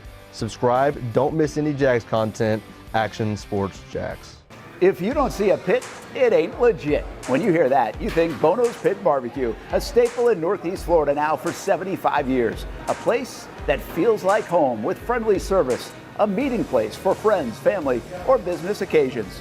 On the menu, the corn nuggets are a favorite in our house, but there's something for everyone. Sandwiches, platters, salads, sides, desserts, and family feasts. You see Bono's all over the place in Northeast Florida. You know, there are almost 20 locations in the Jacksonville area now, so stop on by, sit down, and dine in with Bono's. You can also take it to go. There are drive-thrus in many of the locations, and they have delivery options too. Just download the Bono's app to make things easy. I signed up for the loyalty program, and you can too, to get special offers. If Jacksonville is home, few things feel more Jacksonville than Bono's Pit Barbecue. Celebrate 75 years and many more to come. Bono's Pit Barbecue. If you don't see a pit, it ain't legit. In this video, I'm going to show you how to easily access Action News Jax Now using your Roku device. First, launch Roku. Next, use the menu list to scroll down to the search feature. Then, use the remote to enter Action News Jax into the search bar, and then click Action News Jax thumbnail. Once you see this screen, go ahead and select Add App. Wait a few seconds for it to install. Once it finishes installing, press the star button on your remote and click on Move App or Move App to the top. Finally, select the app back on your home screen to open it. Now you can watch all the great content on Action News Jax Now. Live daily breaking news. We have breaking news happening right now in Clay County. First alert weather and traffic. Looks like we have a tornado warning. Let's take a look at that. Action Sports Jax 24/7. We've got the Brent and Austen Show daily, live sporting events, and long-form interviews you can't see anywhere else. And shows like Law and Crime and much more. And that's how you access Action News Jax Now using your Roku device. Baker Sports. It's a hometown business filled with hometown people trying to make you feel right at home. Chris Conley, Jacksonville University. Walker Wright, class of 2018, West Nassau High School. Michael Young, Fletcher High School. Baker Sports started in a grassroots way and now outfits much of the Southeast. Samuel Coffrin, Paxton School for Advanced Studies. High school sports, travel sports, youth sports of all kinds. They are a one-stop shop carrying Nike, Adidas, Under Armour brands, and more. Vincent Caldes, Oakleaf High School. Tony Mazzio, Stanwood High School, class of 2002. Whether it's sports teams on the field or it's your team in the workplace, like our Action Sports Jax team, and community events like the Dream 18 Golf Tournament, and many others. Cole Tilley, Hilliard High School. Reagan Webb, Eagles View Academy. Look good, feel good, play good with Baker Sports. Custom sports apparel since 1997. Shop with the hometown team at bakersport.com. Action Sports Jax 24/7 is your home for high school football in the 904. Get ready for each week of action Tuesday nights at 8 o'clock with the Blitz Breakdown, talking everything high school football in the Jacksonville area. And when the lights get bright on Friday night, Action Sports Jax 24/7 is there with live broadcasts of our game of the week and the Friday night Zone Blitz, giving you live looks into the biggest games in the area and coverage lasting until midnight. Here's the kick, the snap, the hold, the kick is blocked! And they're going for the end zone, and they got a guy! Touchdown! And what? Find these broadcasts available on YouTube, X, Facebook, and of course, ActionSportsJax.com. And the action doesn't stop there. Find even more high school football on the Action Sports Jax social channels with content posted throughout the week. When you're looking for the best high school football coverage in the 904, Action Sports Jax 24/7 is ready for the Blitz. Welcome back to the Brent and Austen Show, streaming on the Action Sports Jax 24/7 network.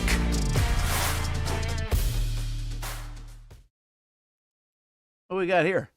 Crescent City. Crescent? I thought it was Crescent City. I was just trying to double check before I said on that hat. Rip used to be there. Yeah, he's at Middleburg now. Is that what he's doing? Yeah. He's out there offensive line coach with Really? Wolf. Yeah. He couldn't put it down, could he? Nah. I thought he was going to get out, and I don't know. Who knows what. But How do you know Rip was Rip was worked for Steve Allen, one of my good buddies. Okay. And just over the years meeting him and hanging out and then being down in Flagler and that kind of stuff. Okay. So he's from Flagler. He's from down there, yeah. He's a bit of an outsider down there, Coach Rip, but he makes himself an insider here. We love him on the show, and also obviously all over the Jags games. Shows you down there in that area, get Jags fans. Oh yeah, definitely. And I think that's going to grow a little bit. Playing down in Orlando. Playing in Orlando will help, especially if the Jags are good. That will certainly help. Brent Martineau, along with the Hall of Famer, Coach Kevin Sullivan. You see him on a lot of our high school football coverage, and he is filling in today for – he's not really filling in. We're going to talk a lot of high school football because of Baker Sports Media Day, but Austin's traveling back, so it actually worked out really well. Good timing. And Austen will be back at it tomorrow with us, and we'll take you through the end of the week, and then football season is here. We think, by the way, just from a scheduling standpoint, get you ready for football. Monday, we're going to be out at Jags headquarters, and we think we're lined up to have Liam Cohen stop by the show on Monday, maybe even someone else or two. We'll see. So, and then camp on Wednesday, and then next Friday, we're doing an Action News Jacks Day out at camp, which means we're going to be there from 6 a.m. until this show's over at noon. So 6 a.m. until noon, live from camp. Last year, we had a lot of fun with that. We rolled through a bunch of different players, and Baselli and Gladstone joined us, so we'll see what the guest list looks like. But it is here as we get ready to flip the calendar into August. Late camp because of the way the calendar is. Atlantic Coast now on the podium. Couple Jaguars. Yeah, they've had some changes over there. Tony Gilbert's the head coach now. Yeah, step down. Yep, step down. And he did a nice job with it. Step Durham did a nice job with it. Yeah, did a good job. But so this is Tony looks good, obviously. Yeah. And was he on that staff, Woodstep? I think he's been there for 2 years. I think so, right? Yeah. I think he's been there 2 years, and then Hayward's coaching the defensive Reggie line. is? Reggie is, yeah. Okay. And he's there. Is and his he's got kid a boy still playing there? Yeah. And he's got a son there, and I think they'll do a nice job. I talked to Tony. He called me. We talked a little bit about some things and everything like that. I've gone up and met with him a little bit. So okay. Yeah, I mean, I think he's going to be all right. They're going to get it going, get it back going. Are you the Atlantic Coast thing's interesting to me. Very. Isn't it? Is it surprising to you that it's just never hit, like you can't get it to the level? Well, maybe you had it. Yeah. But also just you were at the very outset of it, of course. Yeah. But with the amount of population there. Yeah. And, I mean, it's a huge school. And it has it draws great. That's what everybody was talking about. It's like, oh, this is going to be really good. They're going to be good like right away. You think of like the way Tokoi Creek is good right away. The numbers they have down there, or really any school that pops up in St. Johns County. But it kind of felt like Atlantic Coast was going to do that. Right. And again, not that they haven't been bad, but they haven't been uber successful either. And they really, like Mandarins held their own. Mandarin was concerned, I think, at the start of this whole Atlantic Coast thing, right? That it would pull some people. And Mandarin has really hit that next level over the last however many years. And Atlantic Coast has kind of just stayed here. Yeah. Is it surprising? Any reasons to that? Well, I think the coaching turnover. Yeah, that doesn't help. They've. But there might not be as much coaching turnover if they were a little more successful, I guess. Yeah, I know. But if you're turning over every 2 years, the kids aren't coming. Yeah, because there's no consistency. You're not building anything type of deal. Yeah. You know what I mean? I mean, so they've been 1, 2, 3, 4, 5 in 10 years. Yeah. Is that what coaches? Yeah. Wow. Yeah. So, I mean, if you think of that, so that's the main thing. Well, look at the athletes they got. Yeah. I mean, you can see he's committed to Clemson, the Malpress kid that was just on the thing. He's committed to Clemson. Yeah. You know, as a defensive and outside linebacker rush kid. So, I mean, they've got talent. Yeah. They've had talent. It's just now, they put it together, be consistent, and keep the kids there. Yeah. You know, especially now Sandalwood's sort of in another rebuild mold now, a new coach at Sandalwood. You know, Mandarin's Mandarin, but it was always going to be that. You know, you were always going to compete with Mandarin and everything there. Sure. So, yeah, and so I think that's the main thing is they just got to get back, be consistent, and get people that want to be there and keep the kids there. Hey, Hamby, let's jump in and can we hear some of this? Because we got Reggie Hayward, former Jags player, talking right now. Oh, yeah? Who do we have right here? Atlantic Coast. There you go. Coach Reggie Hayward. And second of all, I don't hold back on all these kids are D linemen. I don't hold back on them. I tell them that, you know, football is a rough sport and you got to play it like a man, even though you are children. So just because he's my son, I actually go harder on him. And but I go hard on everyone. That's just how you play this game. And I'm so proud of these kids because they have embraced that. And on the next level, if they continue to embrace it, they're going to have success. So I'm proud of these boys. Yeah.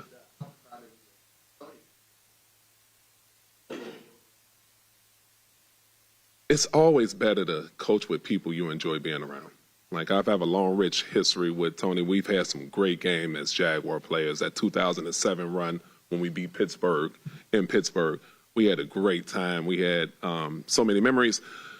And another thing about it is when you believe in the playbook, because you know that this stuff works, and all we have to do is get our kids in the right place. He brings that knowledge to the game that I can comprehend. Like, I've been under some coaches where I was like, we could do this better, but sometimes you need to be an Indian and not a chief. And it is a pleasure being an Indian in his program because we are doing things the right way, and it'll show up on the football field. Larry. It's a great experience learning from people who have been on higher levels before, and it makes you like really trust what they're saying, and they know what they're doing because they have done it before. All right, Clayton, my bad. And we could just take the whole show like that. We could have made this show really easy today, huh? Just, I wouldn't. Hey, if we get back to Tony Gilbert, I just want to see if he ends up saying anything again. I think we probably missed his stuff. Yeah, at the beginning. Yeah, but it's interesting to hear Reggie talk about that because he was with the Providence program, right? Phil Mo Williams and Greg Jones and the whole team. litany of everybody, right? Zelenka, that's 6 or 7 of them, right? And Haywood probably learned some stuff being around that program, seeing that. I mean, those guys were all new into that game, right? And I think that part's fascinating, how much they learn, right? And you probably think it's fascinating as being a guy that's been around this basically all your life.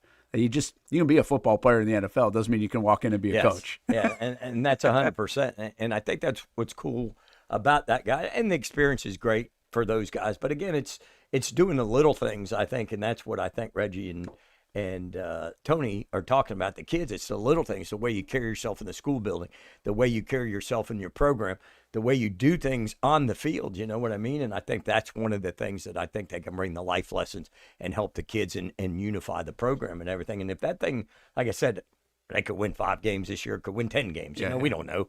But, and the added aspect is they bring Cleo Lemon in to run the offense.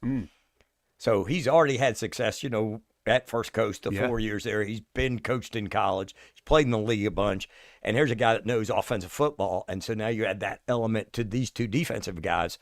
You got an opportunity maybe to get some kids and bring some kids that want to be there. That's really good. Hey, Hamby, let's listen to Tony if we can here. I think Stuart might be asking him a question.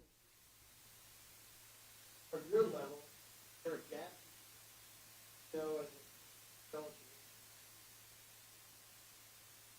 That might be Clayton. Yeah, that sounds like Clayton.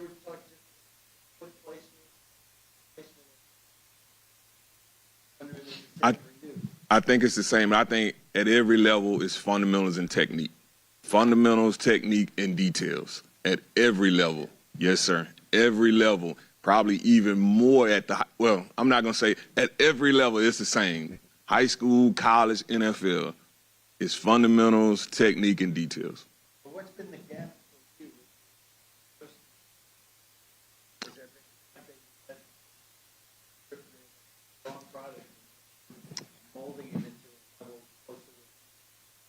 I think for me coming in last year, I realized I had to be a even more detailed teacher because some guys' level might not be on a Desmond or Israel or Larry's. So I have to coach to the lowest level that's in the room.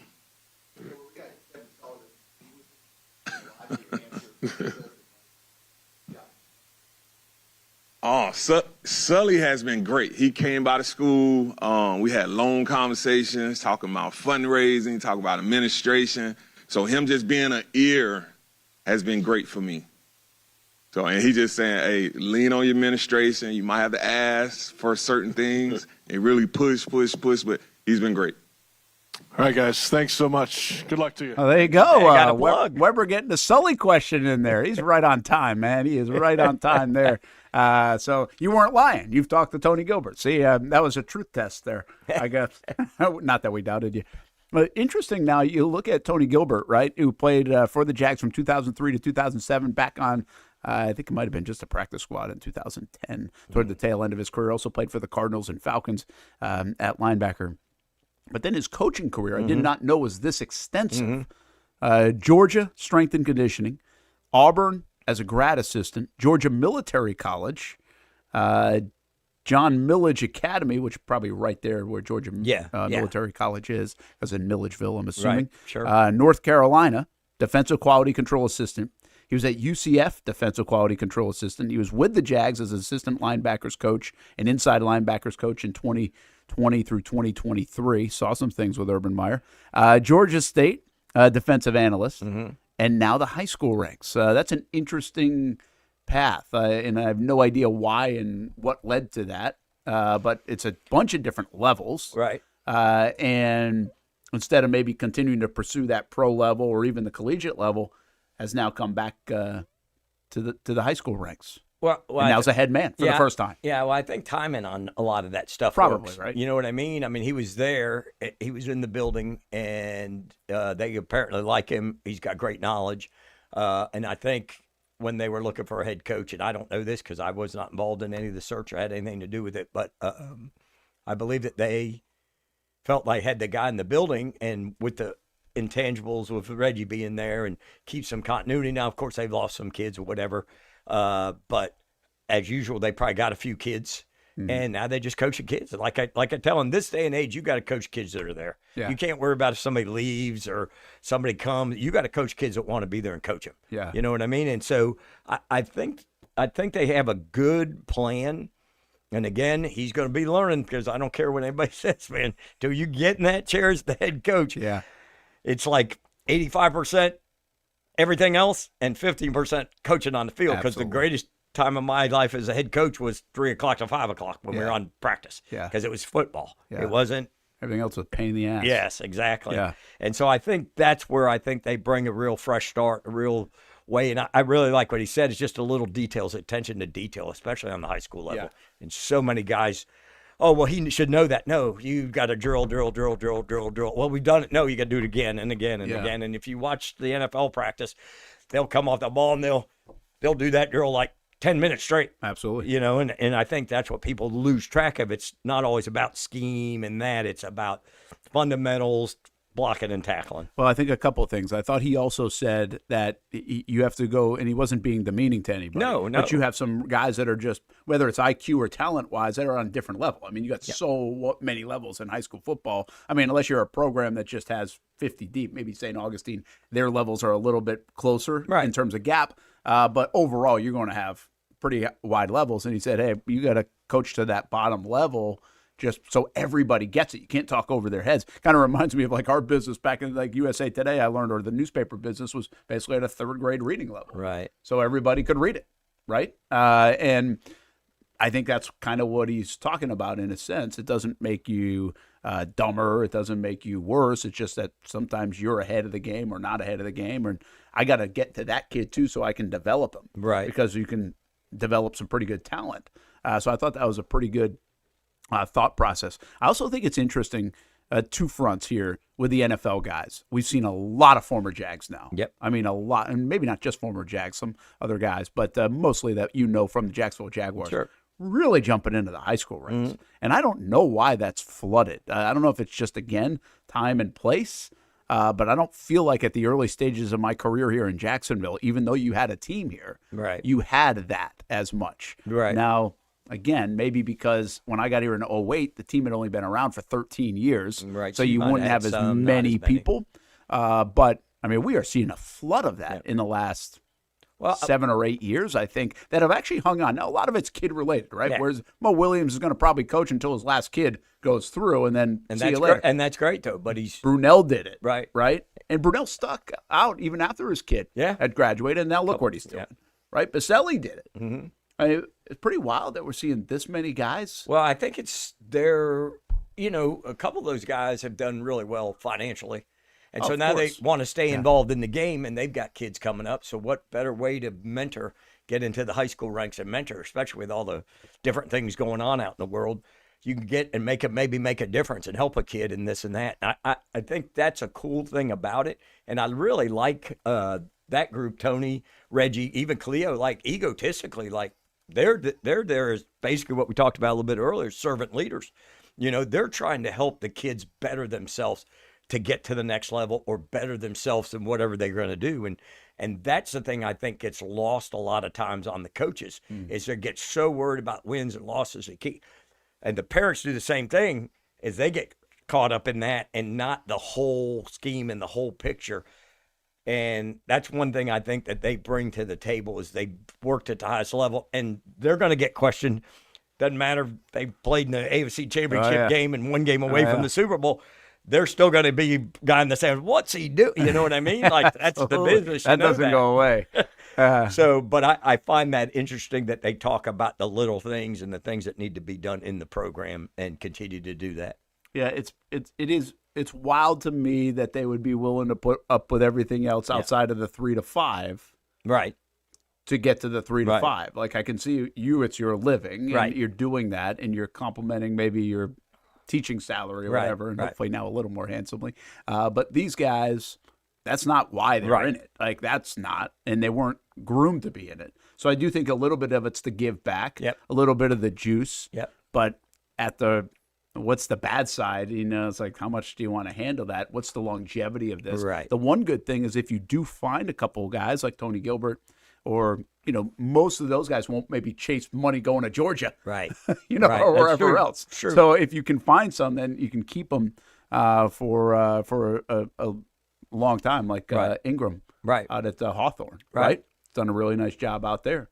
Or Faison, right? Seatric, who's done a good job. Fletcher. Nice. But really, I mean, I've been doing this for a bit now in Jacksonville. It's pretty wild how many former guys are now here. And I've always said this about baseball in Jacksonville. This is, to me, what makes baseball really good, is that you have a lot of former big-time players, whether they played in the big leagues, whether they played high-level college ball, whether they made it to the pros, got drafted. You have a lot of that now coaches in baseball, travel ball, high school ball, whatever level of ball. Right. I actually think again, this is the world I live in, I think softball doesn't have as much of that. Right. I think softball has some of it, but they don't have enough of it. Right. I think you need what we're seeing Nice, what's her name? Reedy Davenport. Right. Down at Nice, who was a heck of a player at Bartram Trail, maybe one of the best players ever to come out of St. Johns County. She's now at Nice. Like you need that level of player to come back. One, because they can relate to the players a little bit better, and they're usually younger. But also you're giving back and look up to, and those. We need more of that in softball. Probably need more of that in other sports. Yes. But it's cool to see that we're getting it in football. Mm-hmm. I know we get it in baseball, and there are probably some sports I don't know we even get it in. We get a little bit in basketball. A couple guys have gone on. But I do think I didn't know that at early stages of my career covering like high school sports, but it's really hit me in the last handful of years how important that element is. Like that raises it. Mm-hmm. We didn't have a lot to pick from in Rhode Island. I mean, my fifth grade science teacher is coaching the high school baseball team or something. Like that's what it is, which is also okay, but it certainly isn't the same as Rocco Baldelli. Right. Yeah. If he were to coach. So I think that raises the level of play. And look where you see the most products coming from, most talent coming from out of Jacksonville. Well, football and baseball, a lot of it. So I think it certainly does coincide or correlate at least a little bit. One last thought on the whole high school coaches, Jags stuff. Anthony Campanile will tell you this. He coached high school ball. Yep. And he will say the same thing, kind of like what Tony Gilbert just said. And you have seen it probably up close and had these conversations over at Jags headquarters or at FSU or obviously coaching high school, that he doesn't think there's really much difference. Right. Like Anthony Campanile will tell you multiple times, he's told us on the record, off the record, had conversations with him. He genuinely doesn't think there's that much difference. Right. Coaching a high school kid and a pro athlete. Right. Which is kind of wild. Well, I think in his thought of things, as far as what he's talking about, is it's fundamentals. If my hand placement is here, I'm teaching that on that level, on this level, and on the NFL level. Yeah. You know what I mean? So I think he does. And the thing about those guys, and this is why I always said a year ago when they all got hired, they're going to be successful, it's because they've all coached high school. Yeah. And if you coach high school, You're not some guy that went as a GA and you've never been. You don't come down because I've had guys come in school recruiting and they've never been in the high school, and they come in the high school and they try to talk down to you or above your head or everything. And I'm like, listen, bro, I could care less you come in here ever again. You know what I mean? Like, those guys understand the high school coach, because the college coach that never coached in high school, the NFL guy that never coached in high school, never had to be the guidance counselor, cut the grass, do the laundry. That's right. You know what I mean? Do the little things to make the program successful. Whereas the guy that's been there understands like each level. And I think they relate better to players and people. That's just my opinion. But if you can coach at a high school level, you can coach at any level. I agree with that. I think you're right. I always equate it back to my business. I'm going to say this. I'll say it about Hamby. It's not a knock on Hamby, but Hamby's not going to go. Hamby's a Jacksonville guy who's now working here in Jacksonville in sports like he was in news. But in my opinion, he would have been better off going to middle of nowhere, Idaho, before he came to Jacksonville. Because you got to figure it out. You got to figure out, you got to mow the grass. You got to do all those things. I understand. And not that we're in Miami or New York City here in Jacksonville. There's still some small market level to what we're doing in our business. But I've just kind of always thought the same way. So it's interesting to say if you have that kind of, I don't know if it's even appreciation. I just think you learn stuff. Yes. You just learn stuff at that level. And like in our business, I can tell you people are bypassing that level now just to get bodies. Right. And doesn't mean you can't be good. Maybe someday he'll be good. He sucks right now, but he'll be good someday. But I appreciate that a lot. You bet. So and it's just I think it's parallels. Yeah, I do too. think there's a parallel there, and I don't know if Anthony Campanile would have been this good a coach if he didn't coach high school. Yeah, he might have been. Yeah. He might have been fine, but I do think it certainly helps on the tree of well, I appreciate it. And one more thing, by the way, Liam, you mentioned it. Liam Cohen, who didn't coach. I mean, didn't coach high school, right? But his dad did, and his dad's one of his biggest influences. Like you can mention Sean McVay and his dad, those were in the same sentence. And he was with his dad on probably when he was 6 years old, 7 years old, 8 years old. Like they basically said, what do you always say? He learned the wishbone at 3 years old on the board. Right. Sorry, I interrupted. No, you're right. No, 100%, like without a doubt. And that's why I think that, like, people may look down on high school coaches or whatever, and I don't believe there's a lot of that. But you figure it out and you learn a lot, and you go. And I bring you this story is I had a kid one year, and he was like not very smart, and we rushed him off the wide side of the field. And so in the middle of the game, like that was the blitz call. He'd come off the edge on the wide side of the field. And I'm like, why are you keep on? I don't know what the wide side of the field is, coach. I don't know. And I'm like, it's the side with the most grass. And he's like, I get it. You know what I mean? So then I'm like, I didn't even think about that. He didn't know what that meant, what the wide side of the field was. You know, and then he was like, I got it.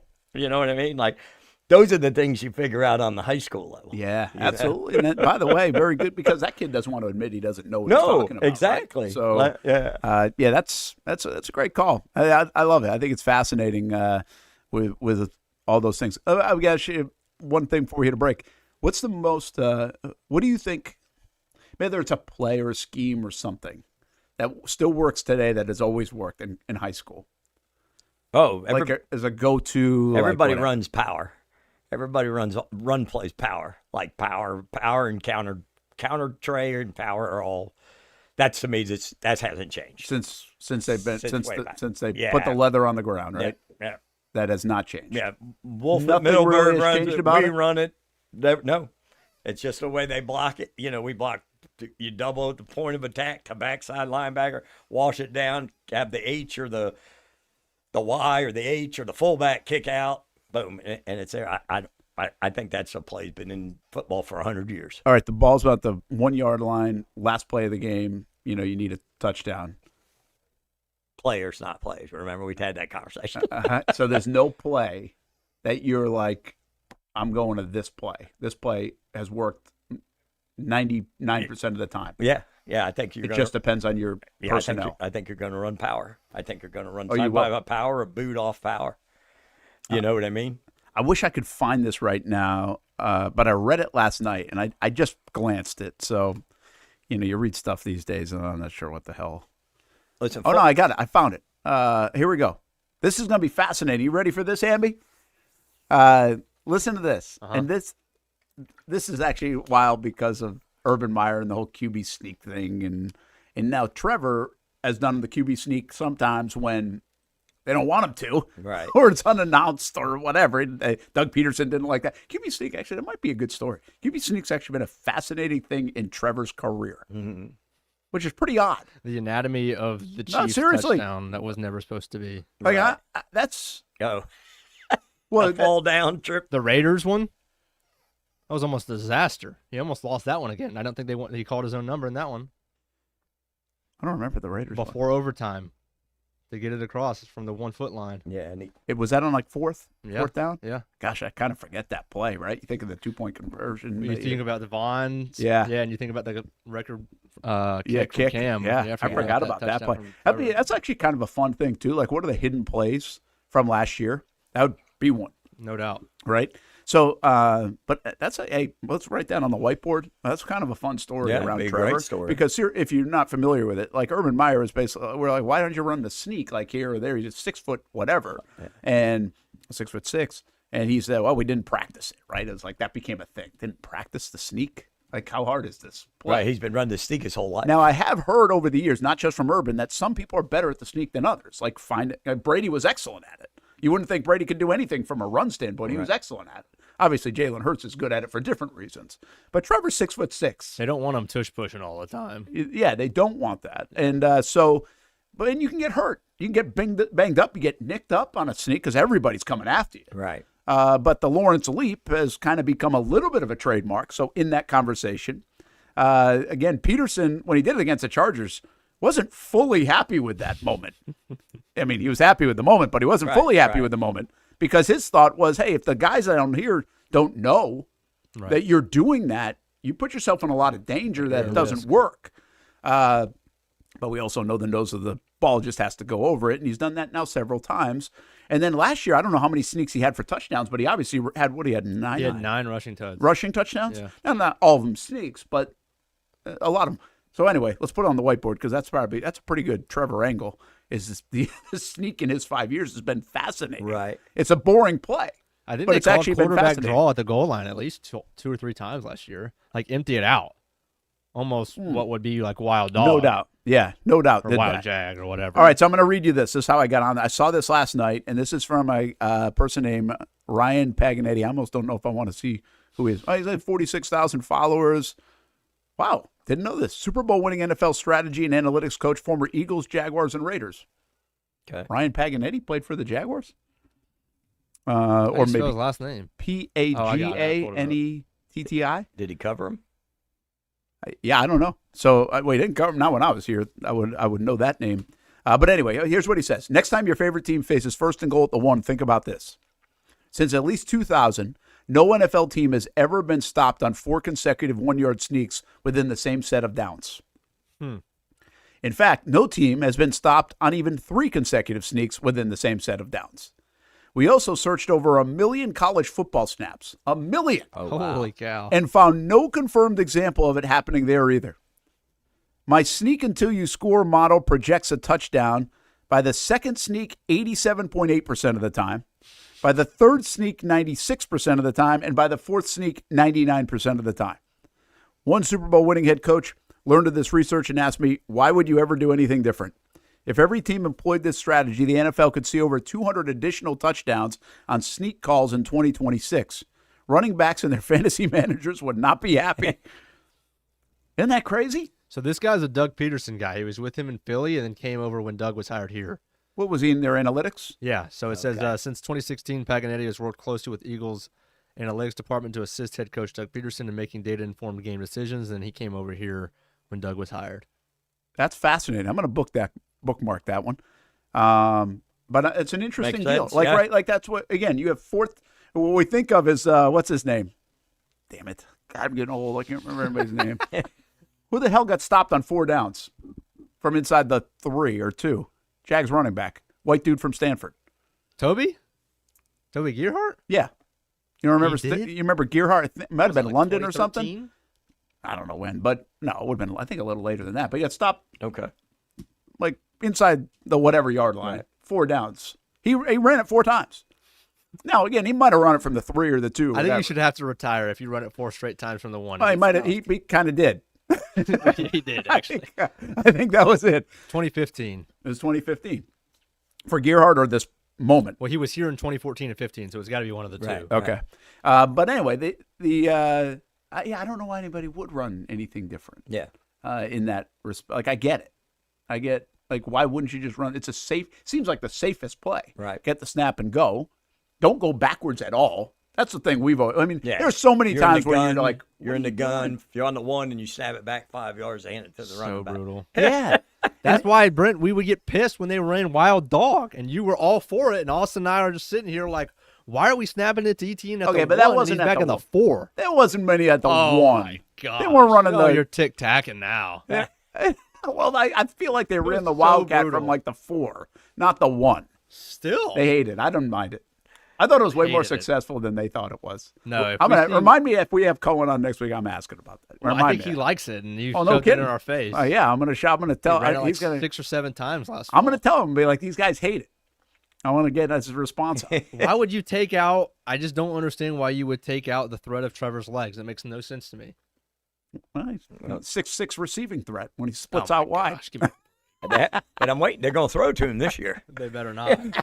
Remember when they tried in Vegas? Brent, at practice, they were practicing the ETN. They were. They're like, I wonder if we'll actually ever see this. And they tried it, and ETN drops the ball. It's a total disaster. Oh, my gosh. Just drop back and throw the ball, please. I'm not sure you're supposed to say that. But you saw that in practice. Yeah, right. That was last year, though. Yeah. They're not playing the Raiders this year. No, I was just against them. Well, the funny thing in the quarterback show that's come out, the season 3 one, they bring Flacco in to run quarterback sneak for Joe Burrows in Cincinnati when they goes there. You know what I mean? Yeah. And everybody goes crazy. He scores on a 1-yard run. So I saw that on the highlights. But was that because of Joe's injury? Yeah, I think so. Stuff? Yeah. Like, is it really that dangerous of a play? Like, there's no major collision. Now, everybody's coming at your head. I get it. Mm-mm. But is it that dangerous? I'm telling. We got to do more on the sneak. I think it might be because you got to plant. You got to plant and launch. Yeah. And they probably didn't want Burrow to do it. If you go up and over, Yeah. I like it when they go like behind the guard. You know, like they don't go right there. They move over to this side and then they come and that's push where them. Brady was good. Yeah. Brady was really good at He'd finding find that the hole. crease. Right. Yeah. Find the hole. And that's a vision thing. Mm-hmm. But I'm telling you, at one point, I can't remember if it was Urban or Doug. They said that was Urban. It said that he wasn't good at it. Yeah. They didn't think he was good at it. And I'm like, I don't understand what that means. Like, how can you not be good at it? No, you can be very good at it. Right. But how can you not be good at it? You know what I'm saying? Like, I think there's a difference between being very good like Brady. Like, you'd acknowledge that. He's very good at finding that and everything else for a guy who can't move.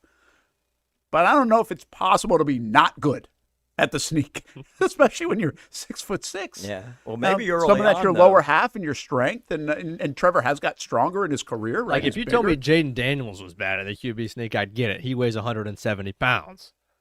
Yeah, he's not. Get him outside, not in the trenches. But Trevor.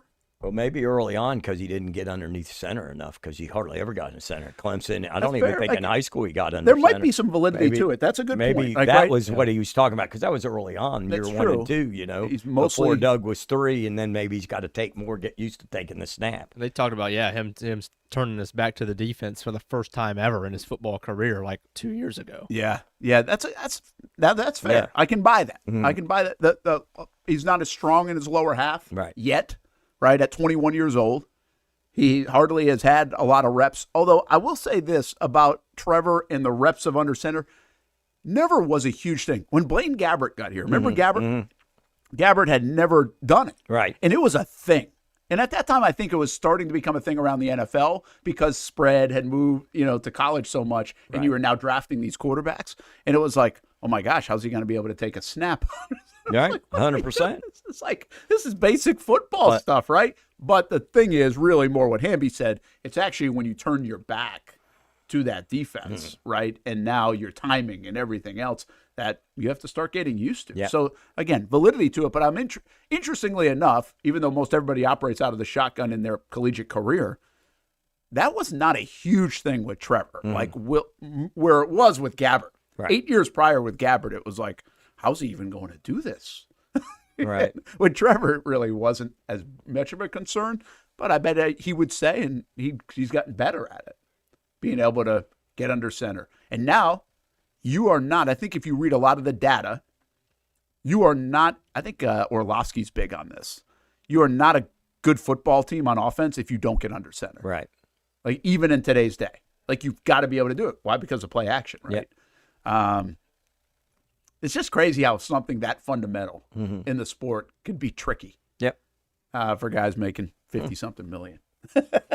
and not having confidence in the guy making the $50 million to do it, right? Yeah. Yeah, well, I do think that's a little part of it. It's like, all right, man, just let him do his thing. Right. You know? I give that I don't think that's talked about enough like with Trevor.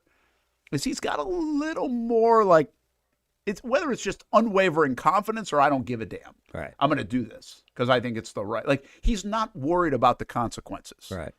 Where I'm always like, again, I mean, if you're watching it, you're like, oh shoot, Ball what gets could out. go wrong? Like, and I'm sure Doug and everybody yeah. else is. They're thinking of the other side. But great athletes don't worry about what might happen. They go for it. Right. Yeah. I mean, the best athletes are like, whatever. I'm going to do it. I'm going to execute it. So I think that's why you get some silly mistakes sometimes because they don't think of that. Yeah. That ultimate consequence. What does Trevor look like for you this year? Like what's a good year? Or like what's the next step? Because to me that's the ultimate question. Like what's everybody's next step for Trevor? Well, I think he just keeps doing what he's doing, getting comfortable in the offense and running the offense. And like I said, they figured out they had to go back to the wristband. And now will they keep the wristband on just for comfort, or will they progress to no wristband at all? You know what I mean? I think early on they were trying to figure out what he could and couldn't do, and that's what you do with your guys through the early things. But I think like his progression this year of what he did, not turning the ball over, taking care of the ball in the red zone, doing some positive things, and just spreading the ball around. I mean, he's got such confidence in the tight ends and Jacoby Myers and everything. I think that's the greatest trade they may have ever made, Jacoby Myers. Unbelievable. You know, just because it just seemed like that brought everything together offensively. He had that one guy like I can throw the ball to, and he's going to catch it no matter where I put it. And I think that boosted the confidence and everything. Yeah. I just worry about the ETN with how much they're going to miss ETN. That's what I worry about. Yeah. It's a fair one. Yeah. You think we haven't asked this question a lot. Maybe we have. You think they'll miss ETN more or Lloyd? ETN. You do? Yeah. Well, the reason why I asked that, because you also look at like what baseball would say is WAR, right? Wins above replacement. Right. Like, they did bring in Rodriguez, who has a decent career, and especially some of the metrics they like. Right. And they do have Tootin, who I'm a fan of. Right. So you have some people to replace. I don't know if they have replacement for Lloyd. Right. Ventrell Miller, I mean, they've got guys. Right. But I guess that's what you ask. It's not like you're just missing. I think your answer is the right one. Okay, yeah, you missed the production, 1,400 yards. Yeah. Look at 7 touchdowns receiving, I think it was, for ETN. But you do have a couple bodies that will replace him. Sure. And you just got to systematically, almost anybody at that level can run the football and get production if you're going to run it. He only averaged like 4 yards a carry, I think it was. So. But I think the threat of him touching the ball and going 60 is they don't. I don't know if they have that. I think Tootin can do it. He can run, but I don't think he has that stop burst. You know what I mean? But again, staying healthy too. But Lloyd, to me, was a 1 year big hit. I would agree with that. Big hit in the scheme, and he played great. In fairness to him, you couldn't have a bigger year. No, 100%. And they weren't going to sign him for what he signed with Carolina. So, which actually was less than I thought. Yeah. So, and that to me, I think they feel pretty good about their guys to be able to let him go. That's what I think, coaching-wise. Yeah. In their scheme of what they're doing. Yeah, no doubt. Hamby, let's take a. Oh, I forgot about the Olive Garden thing. I wanted to get that in real quick. You really want to talk about Olive Garden? Yeah, like my family loves Olive Garden. Your family here, man. They love it. I mean, I'm okay on Olive Garden. It's okay.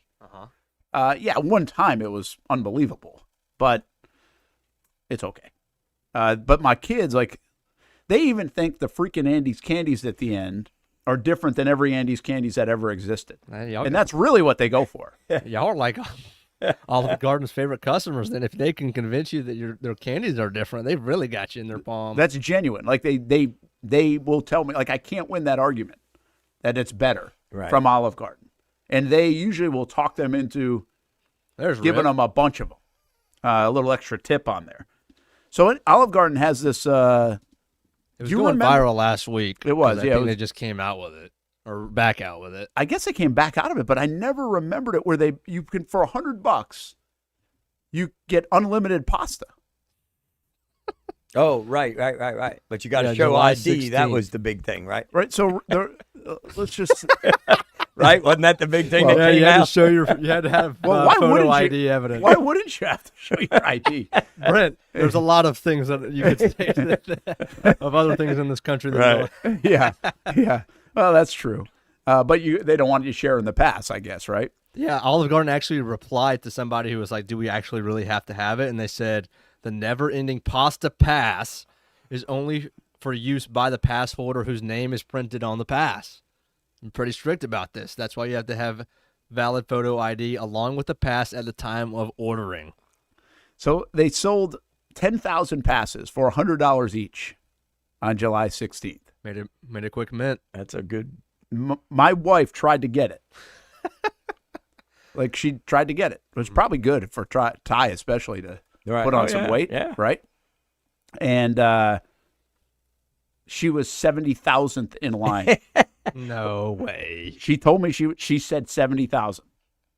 Did she have to go in the queue to get it, or was Yeah. she go to the store and get it? No. It was like online. Oh, okay. So you were in a queue, but And there was 10,000 available. there are 10,000 available. Well, she should got up earlier.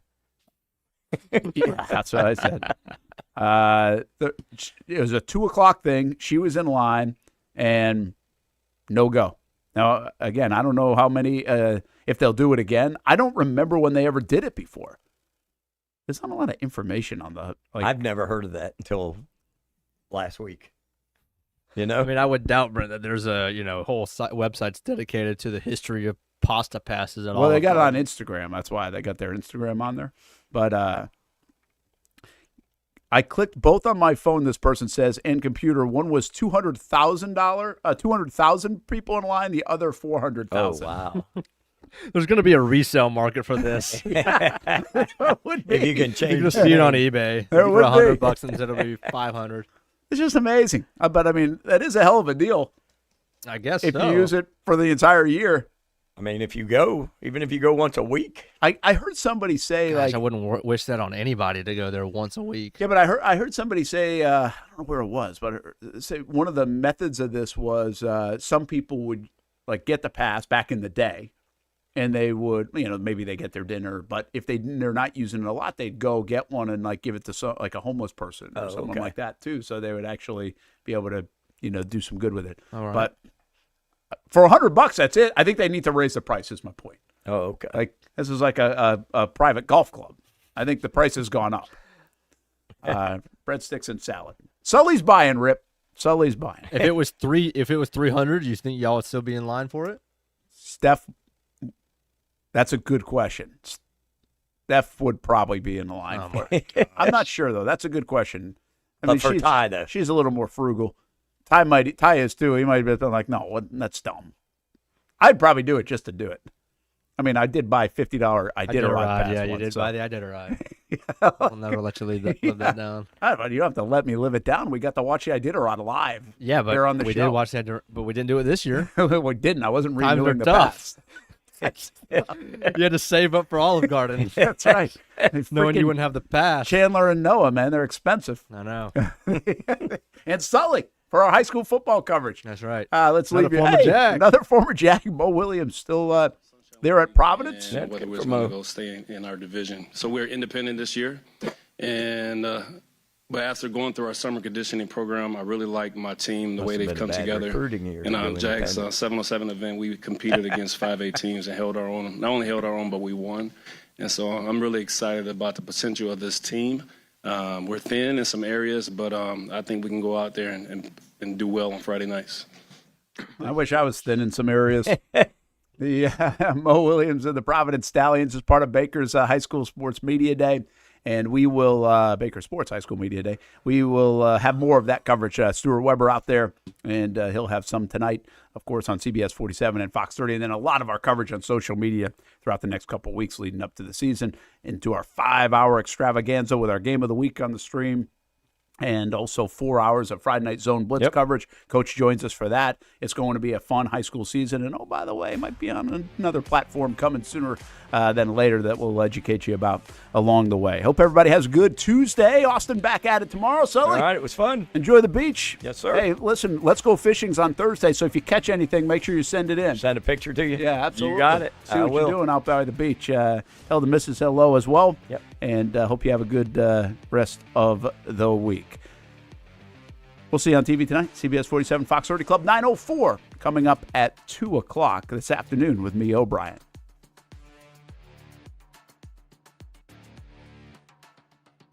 Attention Jacksonville drivers, we heard you loud and clear. You told us oil changes were taking too long, and we listened. That's why we're proud to introduce our brand new Nimnik Express service. We've added additional staff so you can get your oil changed without ever having to book an appointment. Just pull into our express lane and we'll take care of it. In the neighborhood, running errands, just realized you're overdue, just stop on in. No appointments, pull in, get out, get going. Nobody but Nimnik.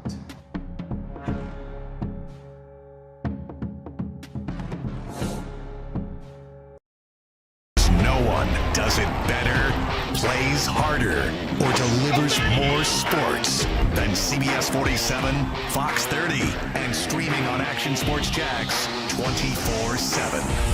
The only local, multi-platform, round-the-clock streaming sports show in Jacksonville. Yeah, thanks, Brent and Austen. I really appreciate you having me on. From high school football, college game days, the AFC, wide open, caught for a touchdown. the NFC, He gets there, touchdown, Seattle. the PGA, Unbelievable. World Cup soccer, NASCAR, Denny Hamlin, big time victory in Nashville. baseball, Fly ball deep center, up it's going back. The ball